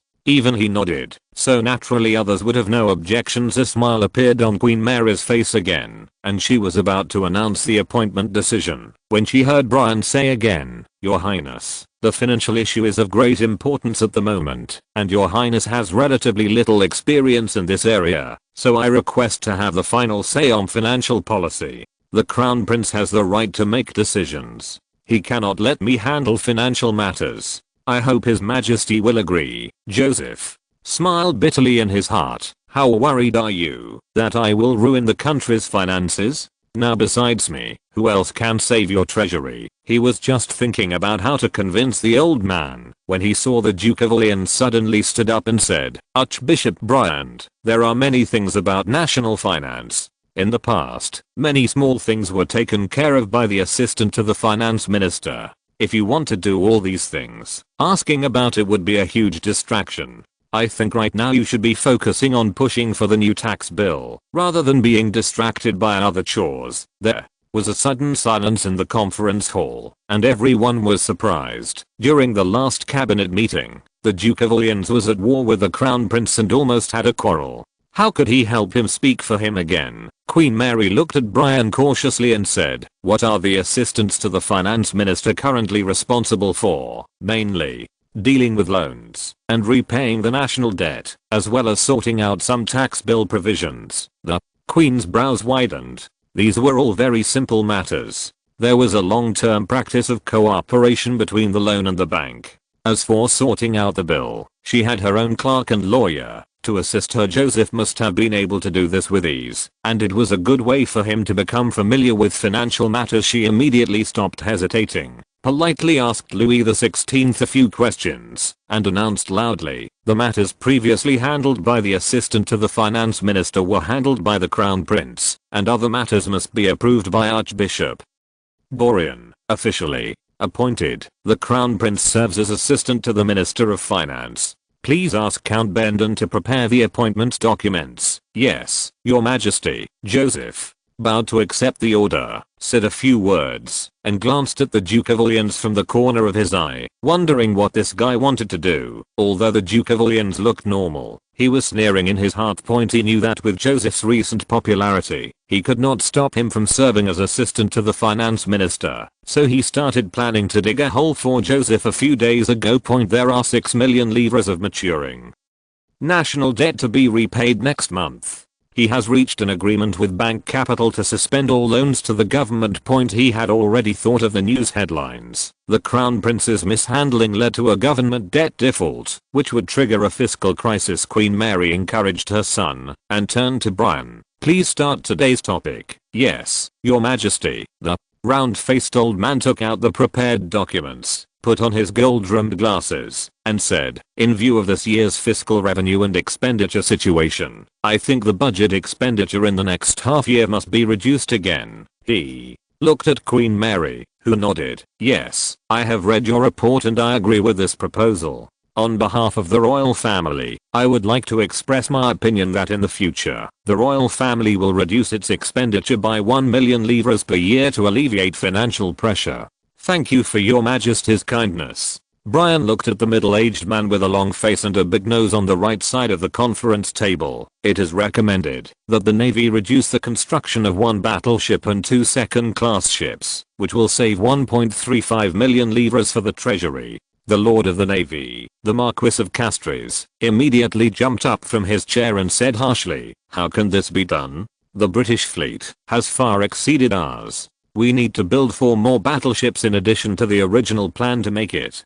To maintain trade lines, not only did you not increase the allocation, but you actually cut off 1 ship? Oh, and there are 2 second-class ships." Queen Mary told him to calm down, and looked at the other ministers. "What are your opinions?" The vast majority of people agree with the cuts. The budget is only so large. If you don't cut the Navy, you will inevitably cut it to 1/3 of an acre. In comparison, it is better to cut the Navy. The Marquis of Castries was so anxious that he was sweating. Seeing that no one could count on him, his eyes couldn't help but fall on the Crown Prince. He heard that the Crown Prince led his guards to fight with gang members in the St. Anthony district not long ago. He should be a young and vigorous hardliner who would support the expansion of armaments. He immediately said to Joseph, "Your Highness, do you also agree with Archbishop Brian's reduction plan? That will make us even more powerless when facing the British." "No," Joseph said firmly, "it isn't appropriate to reduce a battleship."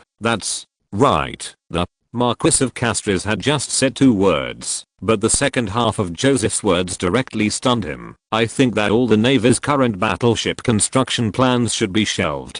Chapter 20 Budget. Castries' face turned green, and he shouted with wide eyes, "Your Highness, how can you say that? The fleet is the sharpest spear in France, and it must not." Joseph looked at him calmly. "Marquis of Castries, while we are building 1 warship, how many can the British build?" "This Castelli said without confidence, about a ship and a half. When he saw the Crown Prince smiling and not saying anything, he said angrily, 2 ships. The British Prince's new ships are indeed launched very quickly, even more than 2. Joseph nodded. In other words, no matter how hard we build ships, we can never defeat the British Navy. He said something that everyone present knew, but never dared to say openly, and there was a sudden silence.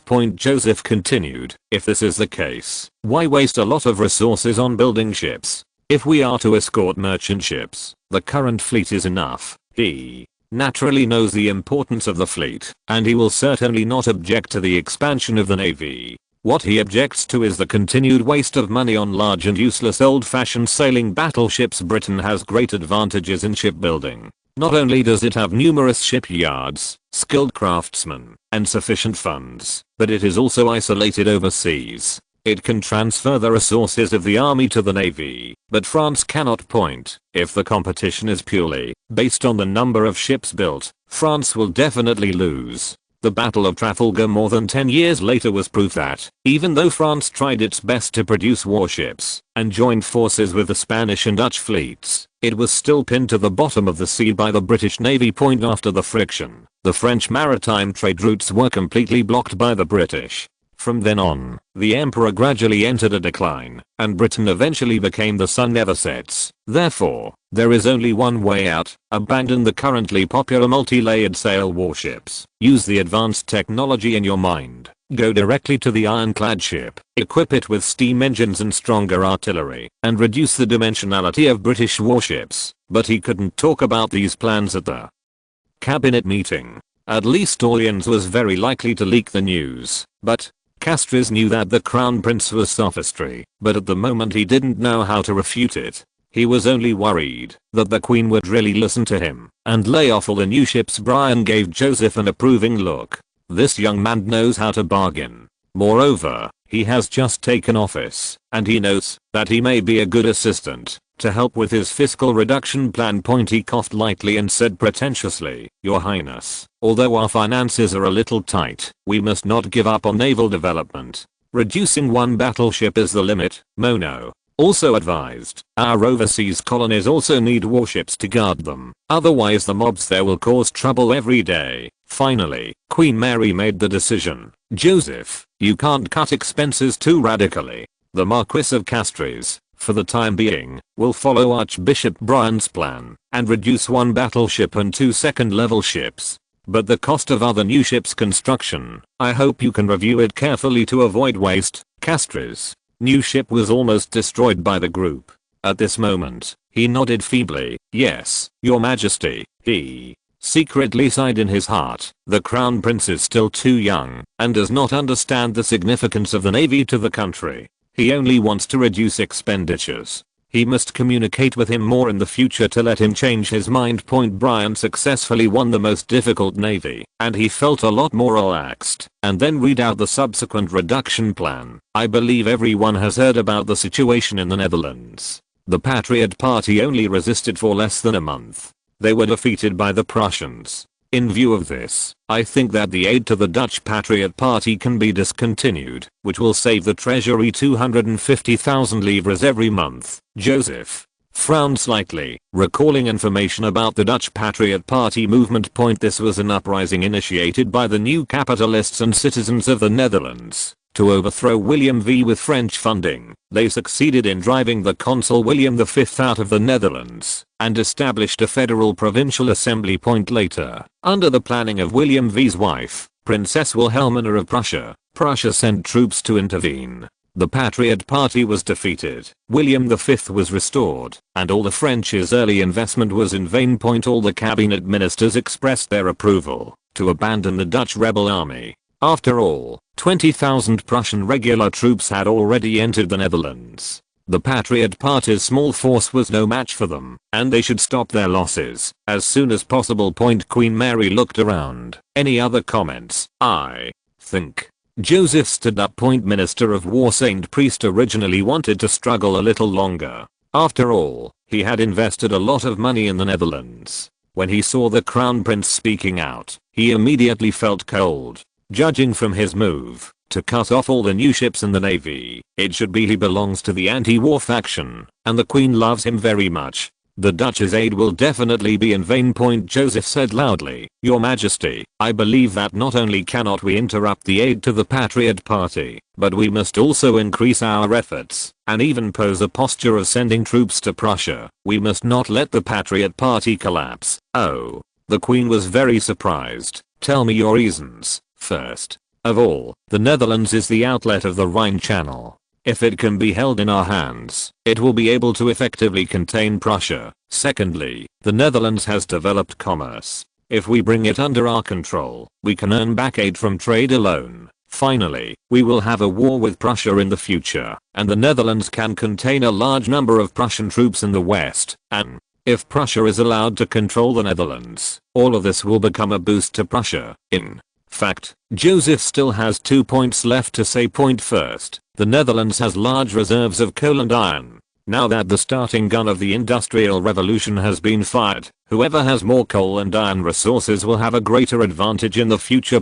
Second, the Patriots are very good at inciting trouble. After they are driven out of the Netherlands by Prussia, they will flock to France. Historically, they often caused troubles in France under the influence of Dauphin. As soon as he finished speaking, all the cabinet ministers looked a little strange. What the Crown Prince said is indeed very reasonable, but while he strongly opposes building warships, he supports aiding the Dutch, especially his statement that there must be a war with Prussia.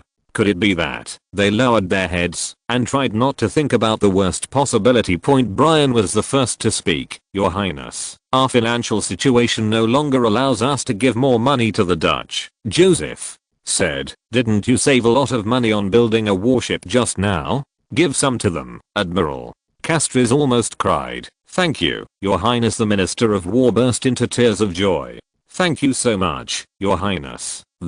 Brian began to feel grateful that the financial decision-making power was still in his hands. Queen Mary came to his rescue and said, Joseph, your reasons are very good, but even if we give more aid to the Patriot Party, they may not be able to stop the Prussian army. In order to communicate more with everyone, the young author has established a reader group with the group number 1,036,217,580. Everyone is welcome to join the group and chat and discuss together. Chapter 21. The Enigmatic Crown Prince. The key point in this battle is Wilhelmina.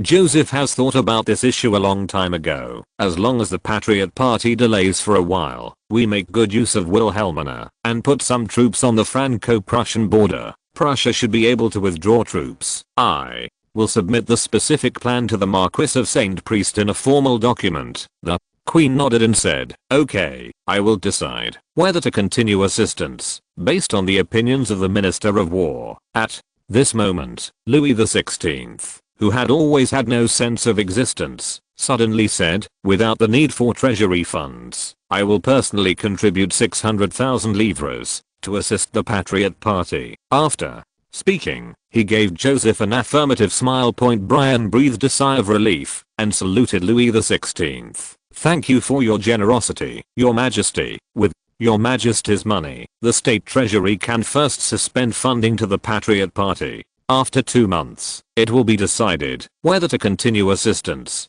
based on the situation in the Netherlands. He turned to Queen Mary. Your Majesty, do you think this is okay? Nodding back. Okay. Let's move on to the next item. Yes, Your Majesty. Brian glanced at the Crown Prince with some anxiety, fearing that he would disrupt the situation again.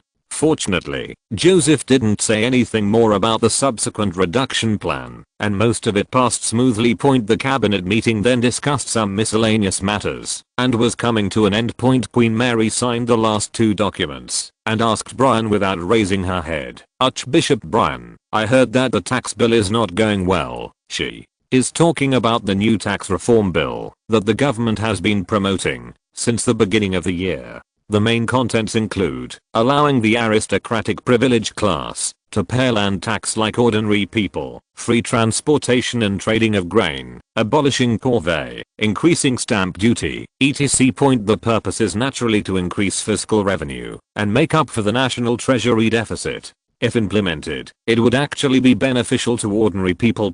However, the tax reform bill was unanimously opposed by the nobles and failed to pass for most of half a year. Because of this, the previous finance minister was fired. Brian nodded with a grimace. Your Majesty, the new bill is being held up by the High Court. The news I received is that they are likely to reject the bill. According to French law, the tax reform bill needs to be registered with the High Court and then signed by the king before it can officially take effect. The French courts are firmly controlled by the aristocracy, and this bill that touches their interests is stuck in the registration process and cannot be implemented. Queen Mary's voice was a little tired. You know our financial situation. The tax bill must be implemented as soon as possible. Yes, Your Majesty, I will do my best. Joseph was shaking his head secretly. He knew that according to the original historical trajectory, Brian had never been able to get the bill passed. In the end, Louis XVI was ill and rushed to the hospital.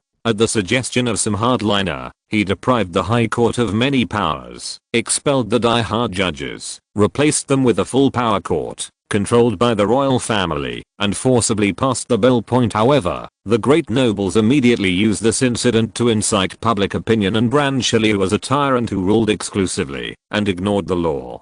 This triggered a tax resistance movement across France and led to national financial chaos. The 1600-year-old, who had no voice in public opinion, finally had no choice but to bring back the exiled judges and restore the power of the High Court. The High Court then terminated the recently implemented tax reform bill. The worst impact of this incident was that the nobles confirmed that the king could not defeat them, so they became even more arrogant and domineering. With no choice but to activate the three-level meeting, he hoped that the common people would support him and fight against the nobles. As for the result, the nobles took advantage of the three-level meeting to incite riots, but unexpectedly it coincided with the Great Famine in France in 1788. Then the situation got out of control, and the Great Famine broke out. Joseph looked at Brian and said in his heart that you want the nobles to accept the bill that makes them pay more taxes. Isn't this just seeking the skin of a tiger? If you want to carry out tax reform, you must first give these nobles a hard blow and let them know the power of the royal power, so that they can pay taxes obediently. In addition, the power of public opinion must be firmly in one's own hands.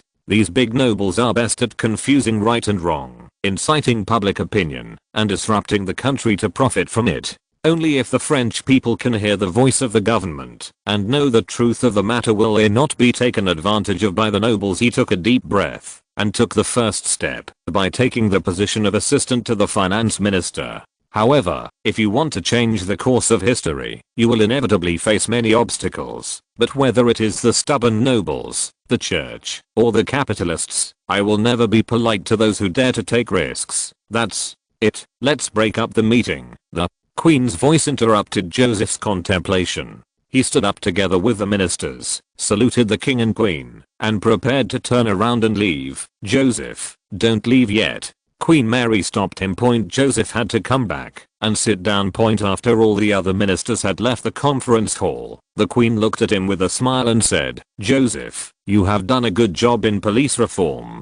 The Saint Antoine district has obviously become the place with the best security in Paris. She paused and sighed. It's just that this police reform must end. Why? The Queen said earnestly, after your reform, the police's salary was too high, and it was all borne by the municipal government. Before, you used your own money to pay the police force, but the city hall could not afford the money. Public security for ordinary citizens. We still have to rely on civilian patrols, Joseph said without hesitation. Public security is very important. I think that not only cannot it be terminated, but it must be promoted throughout Paris and even the country. As for the money, you don't have to worry about it.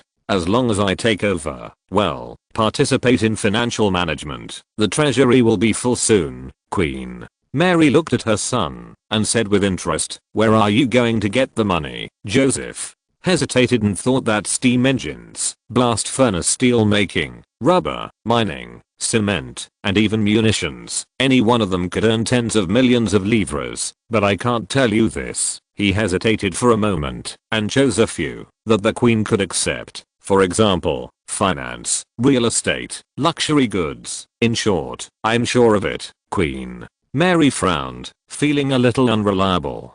After thinking about it, she said, let's do this. I'll give you half a year. If you can solve the police salary problem, you can continue the police reform. Otherwise, you will immediately return to the original status quo. Okay. I think it won't take half a year. Louis XVI looked at the time and said to the mother and son, it's almost lunchtime. No work can delay lunch. He took the two of them and headed towards the royal dining room. In the corridor, Joseph remembered something and asked Queen Mary, Mother, is there anyone suitable for the Paris police chief? Police chief? You have to ask Count Monad. Well, he'll take my advice. The Queen was startled and quickly figured out the key. You blackmailed him with Gizzard's affairs. Absolutely not, Joseph said very frankly. I just helped him feel at ease because this book is on the first recommendation list, which is very important for young authors. I hereby urge you to collect this book, invest in this book, and leave a lot of messages.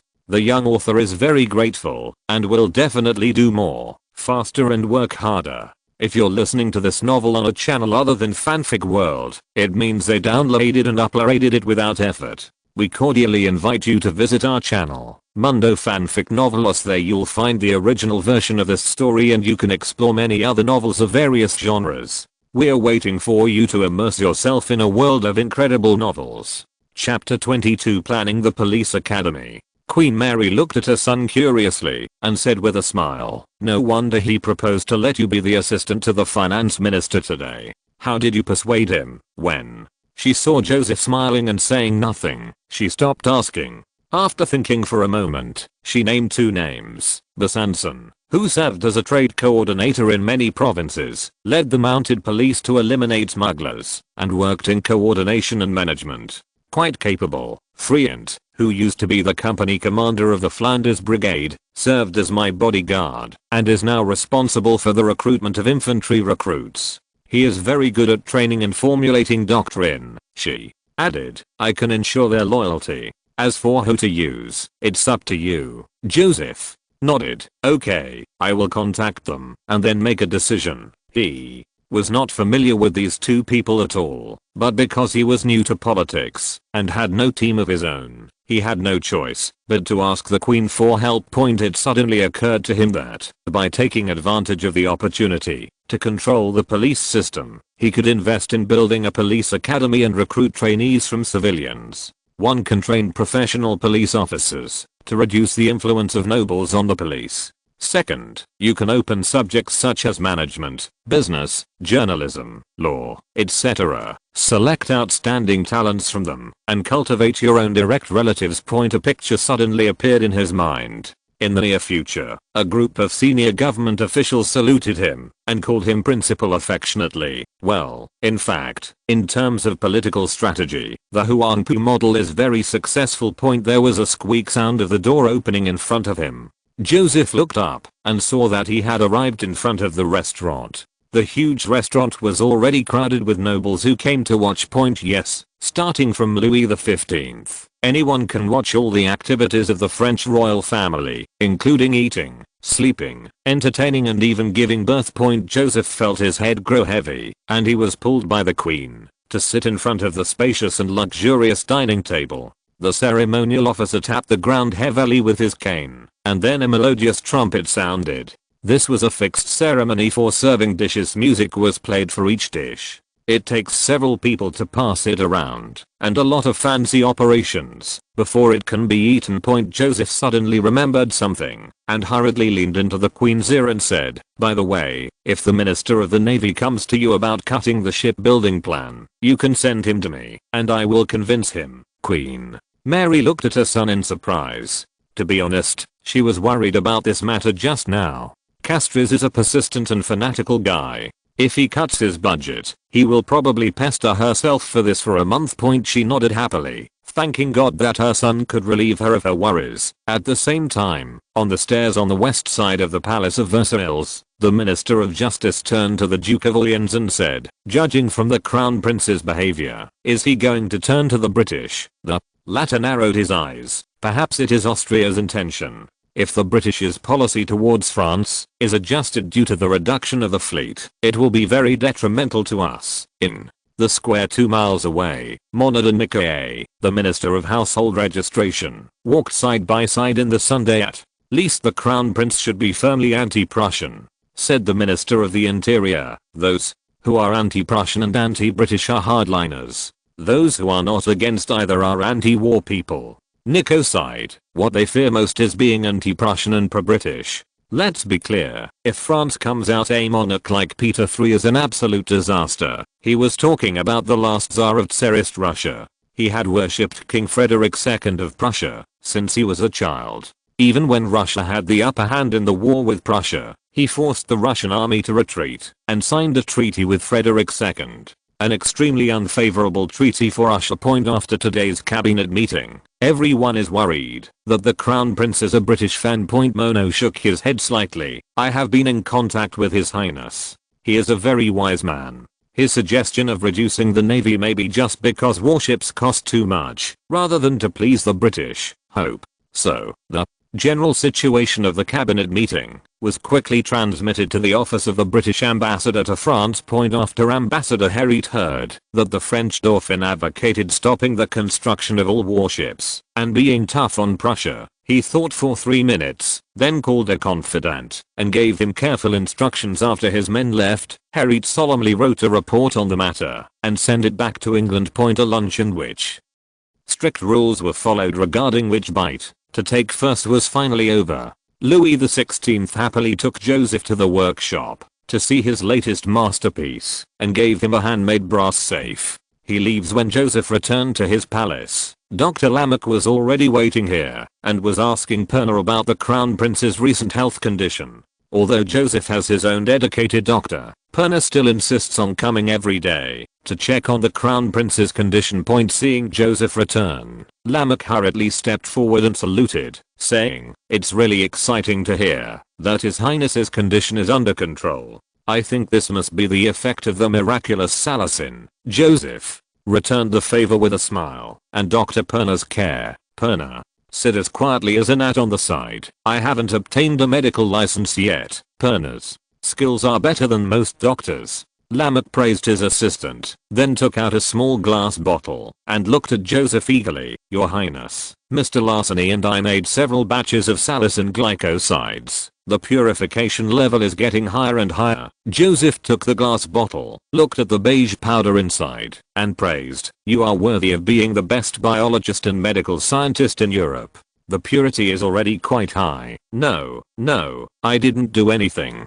You told me the purification process." Lamech was modest and then said excitedly, "I distributed salicin for free in the Zinkio area, and the curative effect was very good. I found that more than pneumonia, this medicine is effective for fevers caused by many diseases. In just these few days, it has saved the lives of 7 or 8 people." He paused for a moment and said with some uncertainty, "Your Highness, Mr. Rossini and I discussed raising a sum of money to produce salicin on a large scale. This medicine will save the lives of countless people. What do you think? Of course, half of the drug proceeds are yours," he whispered again, "but, you know, most of the poor people who are suffering from diseases can't afford much money. Raising money to make medicines?" Joseph shook his head. "In this case, the production and sales of medicines will be influenced by investors." Lamech was surprised. "What do you mean?" "I funded the construction of a pharmaceutical factory to produce salicin."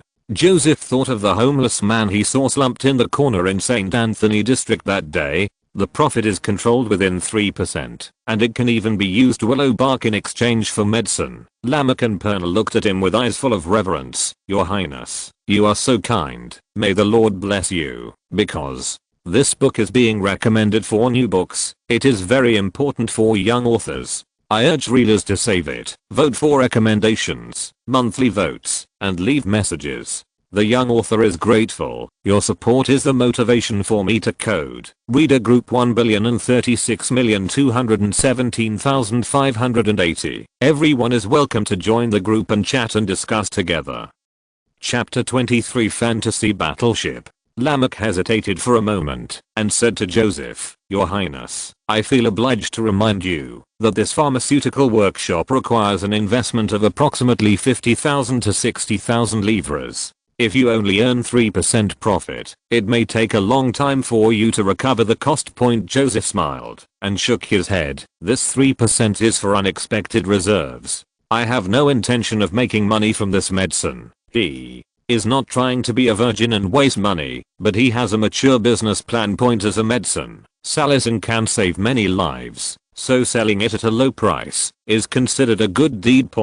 But this thing is not only used to reduce fever, it is also an effective cosmetic. Until the 21st century, salicylic acid, which is the oxide of salicin, was added to acne and skin rejuvenation products. There is a famous saying in later generations, who makes the most money? Women and children. Of course, as long as the packaging and promotion are good, salicin skincare products can be sold for more than 10 livres a bottle, and those ladies will snap up like crazy. Lamech said.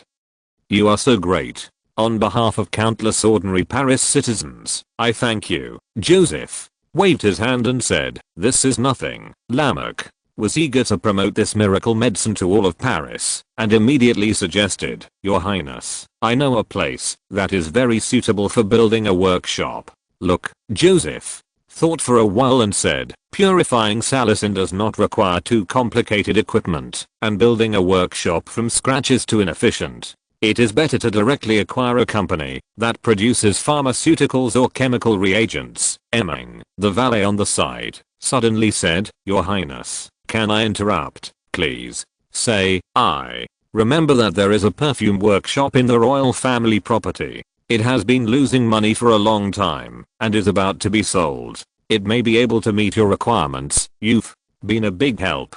Joseph nodded. Do you remember what the selling price was? It seems like 26,000. Before he could finish speaking, Joseph suddenly slapped his forehead and said, since it's royal property, why should we pay for it? I'll just go and ask the Queen for it. When Queen Mary heard that her son wanted to create affordable medicines to help ordinary people, she immediately nodded and asked her lawyer to handle the procedures. In less than half an hour, the perfume workshop was assigned to the Crown Prince's name.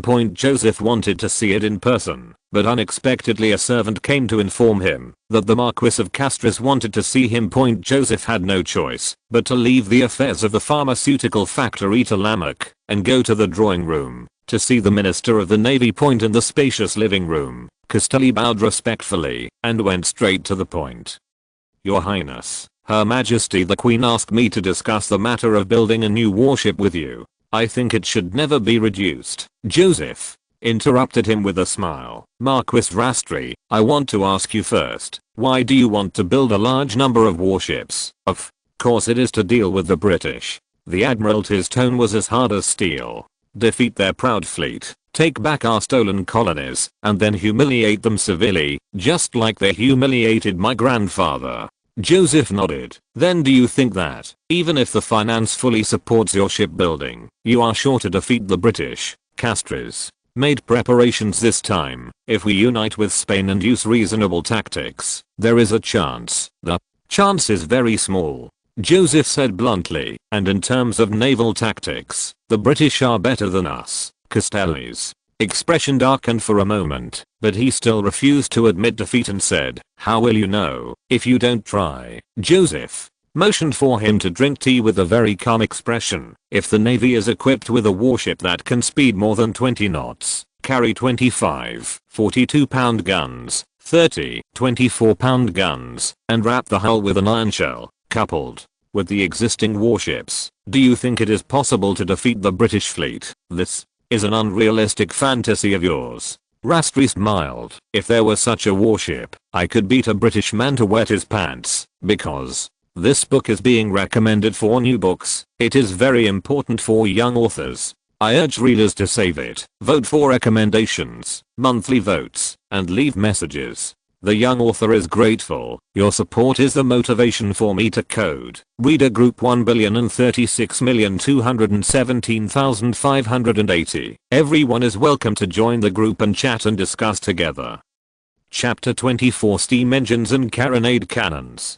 Joseph looked into the eyes of the Navy minister and said seriously, I assure you that construction of this fantasy battleship can begin in 1 year or 2 or 3 years. Castries was shocked. Are you serious? How is this possible? Joseph took a sip of tea and confirmed again, it is true. I'm fully confident. So, don't continue to waste money on building existing warships.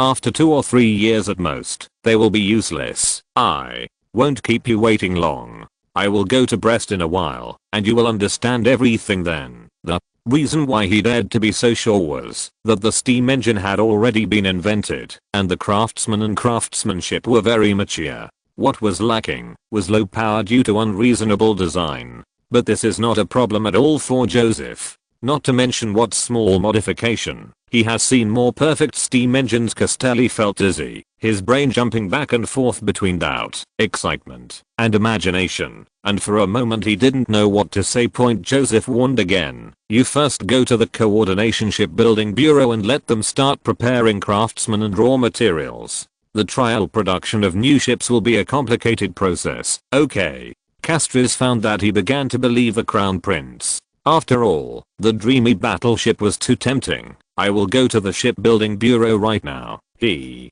suddenly stared at Joseph closely, his voice trembling. Your Highness, please keep your promise, please. Rest assured. Joseph said and remembered something again. By the way, after you go back, you can mobilize craftsmen to make a large caliber short-barreled artillery. Just lengthen the existing mortar. Joseph said, it can fire more than 60 pounds of shells, but the barrel and charge are less than half of the cannon, so it is very light, and processing will not be too difficult. Castelli said in surprise, Your Highness, this cannon should be very powerful, but its range is definitely very short. What's the use of it? Joseph smiled at him. I will tell you, when I get to the Brest shipyard. In fact, this was the cannon gun that caused the French Navy to suffer a lot in the subsequent Battle of Trafalgar. The current French Navy has always had a misunderstanding. That is, it blindly emphasizes range point according to the ideal situation. If I have a long range, then if I can hit you, but you can't hit me, wouldn't I definitely win? However, this is where French naval theory departs from reality. In the era of sailing battleships, the maneuverability of ships was not very good, and it was difficult to keep both sides at your maximum range point. In addition, the power of solid bullets is insufficient, and it is difficult to severely damage enemy ships if hit from a long distance point. In actual naval battles, most battleships were face to face, wanting to blast their guns into the other side's captain's cabin point at this time. The range is meaningless. Whoever has a larger artillery caliber is the master. The British noticed this and directly gave up the shooting range and developed a large caliber short-barreled heavy artillery, the cannon gun point. But in this life, it is the French Navy's turn to be the first to equip such a killer weapon. Joseph repeatedly communicated with the Navy minister and confirmed that he had no objection to his plan, and then personally sent him out of the living room. Before Joseph could take a breath, Emin came over quickly, leaned down and said, Your Highness, the Marquis of St. Priest wishes to see you. Joseph didn't expect that. The Minister of War was still impatient, but it was good, so he didn't have to write that document. Because this book is being recommended for new books, it is very important for young authors. I urge readers to save it, vote for recommendations, monthly votes, and leave messages. The young author is grateful. Your support is the motivation for me to code. Reader group 1,036,217,580. Everyone is welcome to join the group and chat and discuss together. Chapter 25. The First Pot of Gold. Completely different from when he met with the Admiralty Minister. Joseph met the Marquis of St. Priest in his study and sent all the servants away, and the guards outside the door also stepped back 10 meters after Joseph finished explaining his plan in detail. The Minister of War suddenly said in shock, How do you know she is in magician? Joseph thought to himself that of course he had watched it in the documentary, but he could only pretend to be mysterious and said, This is a secret, but the news is absolutely reliable. Street Priest frowned, and after a while he finally nodded with difficulty. Although this is feasible, it is also very risky. You know, even the best spy may make a mistake. If you are not careful, you will cause war. Joseph smiled and said, don't worry, even if the matter is leaked, as long as Wilhelmina is fine, Prussia will announce it according to our words. Because their economic situation is also very poor, and they are absolutely unwilling to go to war with France. The Minister of War pondered for a while, then stood up and said, this matter is too important. I have to report it to Her Majesty the Queen, before I can make a final decision. Of course. Joseph sent him to the door and suddenly said, Marquis Saint Priest, do you have to thank me for this matter? The Minister of War was slightly startled. It was the Crown Prince who helped get the budget from the Netherlands and formulated an action plan. He only focused on implementing it and forgot to thank the Crown Prince. He nodded in shame and said, you should really thank your highness. Joseph smiled and said, then give me some gifts, your highness. Please feel free to speak. Well, give me 20 of your top spies. Saint Priest almost cried, thinking to himself, your highness, you are so young, how come you are more ruthless than the robbers? 20 spies, and they have to be top notch. Do you think all my spies were picked up on the roadside? He said with a grimace, your highness, the entire army does not have 20 top spies. 18, maximum. 2 people. 15, 3, there are really no more. 12 people, no more. The 2 of you asked for a price, and I repaid the money. In the end, Joseph obtained 3 top spies and 8 ordinary spies from the Minister of War. Although the number was not large, this would be the basis for his establishment of the French CIA. The first block of the building turns today was destined to be a busy day. As soon as Saint Priest left, 2 people recommended by Queen Mary came to see him one after another. Joseph had an in-depth exchange with the 2 and gained a general understanding of their character and abilities, combined with their own wishes, and finally decided to let Besançon serve as the Paris police director. After all, this is a position that requires management skills. Friant was also a good talent, and Joseph would not waste it, so he appointed him as the dean of the Paris Police Academy under preparation. The principal was naturally appointed by Joseph himself. Friant has extensive experience training new recruits, which will be helpful in training police officers. So, the most important task after you take office is to promote the police reform to all of Paris. Joseph said to Besançon, I have asked people to compile all the rules, regulations, and reorganization plans into a book. You can follow them and implement them. But, oh, the security pressure in St. Anthony district has been relatively low recently. You can allocate some manpower from there to evaluate other districts. If there are not enough, I can call on the guards to help you. Cassaud's eyelids twitched on the side. He felt that, since the Crown Prince carried out police reforms, the guards have become more and more like handymen. Nathanson took notes carefully and thought, Your Highness, I have some understanding of police reform before. If the entire Paris police force is reorganized, the salary alone will cost about 50,000 livres per month. In addition to uniforms, equipment, etc. The city hall will definitely not be able to afford the cost. The police funding of the Paris city hall is only 8,000 livres per month. Joseph said, don't worry about money. I will allocate you 50,000 livres later, and will allocate it monthly in the future. Yes, Your Highness. Joseph looked at Friant again. The workload on your side will be relatively large. The first task is to select a location for the police academy. It can be more remote, and the land price is mainly cheap. Another issue is the issue of teachers. Currently, the only ones available are the experienced police officers from St. Anthony district, but they are not enough. Friant immediately said, Your Highness, I have many retired veterans and even military officers that I know well. They should be able to do the training in formation and combat. Very good.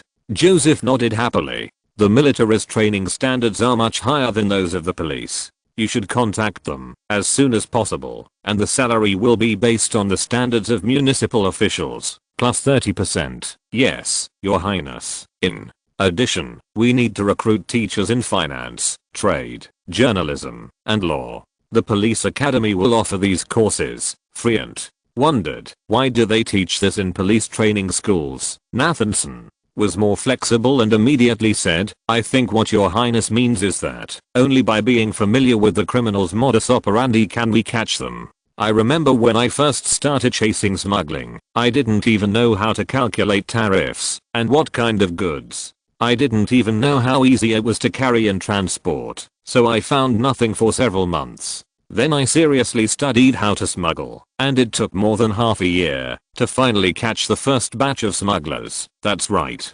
Joseph nodded approvingly. The police are more professional than criminals. In order to effectively deter and combat crime, Friant had never heard of these advanced concepts, and he was greatly shocked. He kept nodding his head and quickly recorded it in his notebook.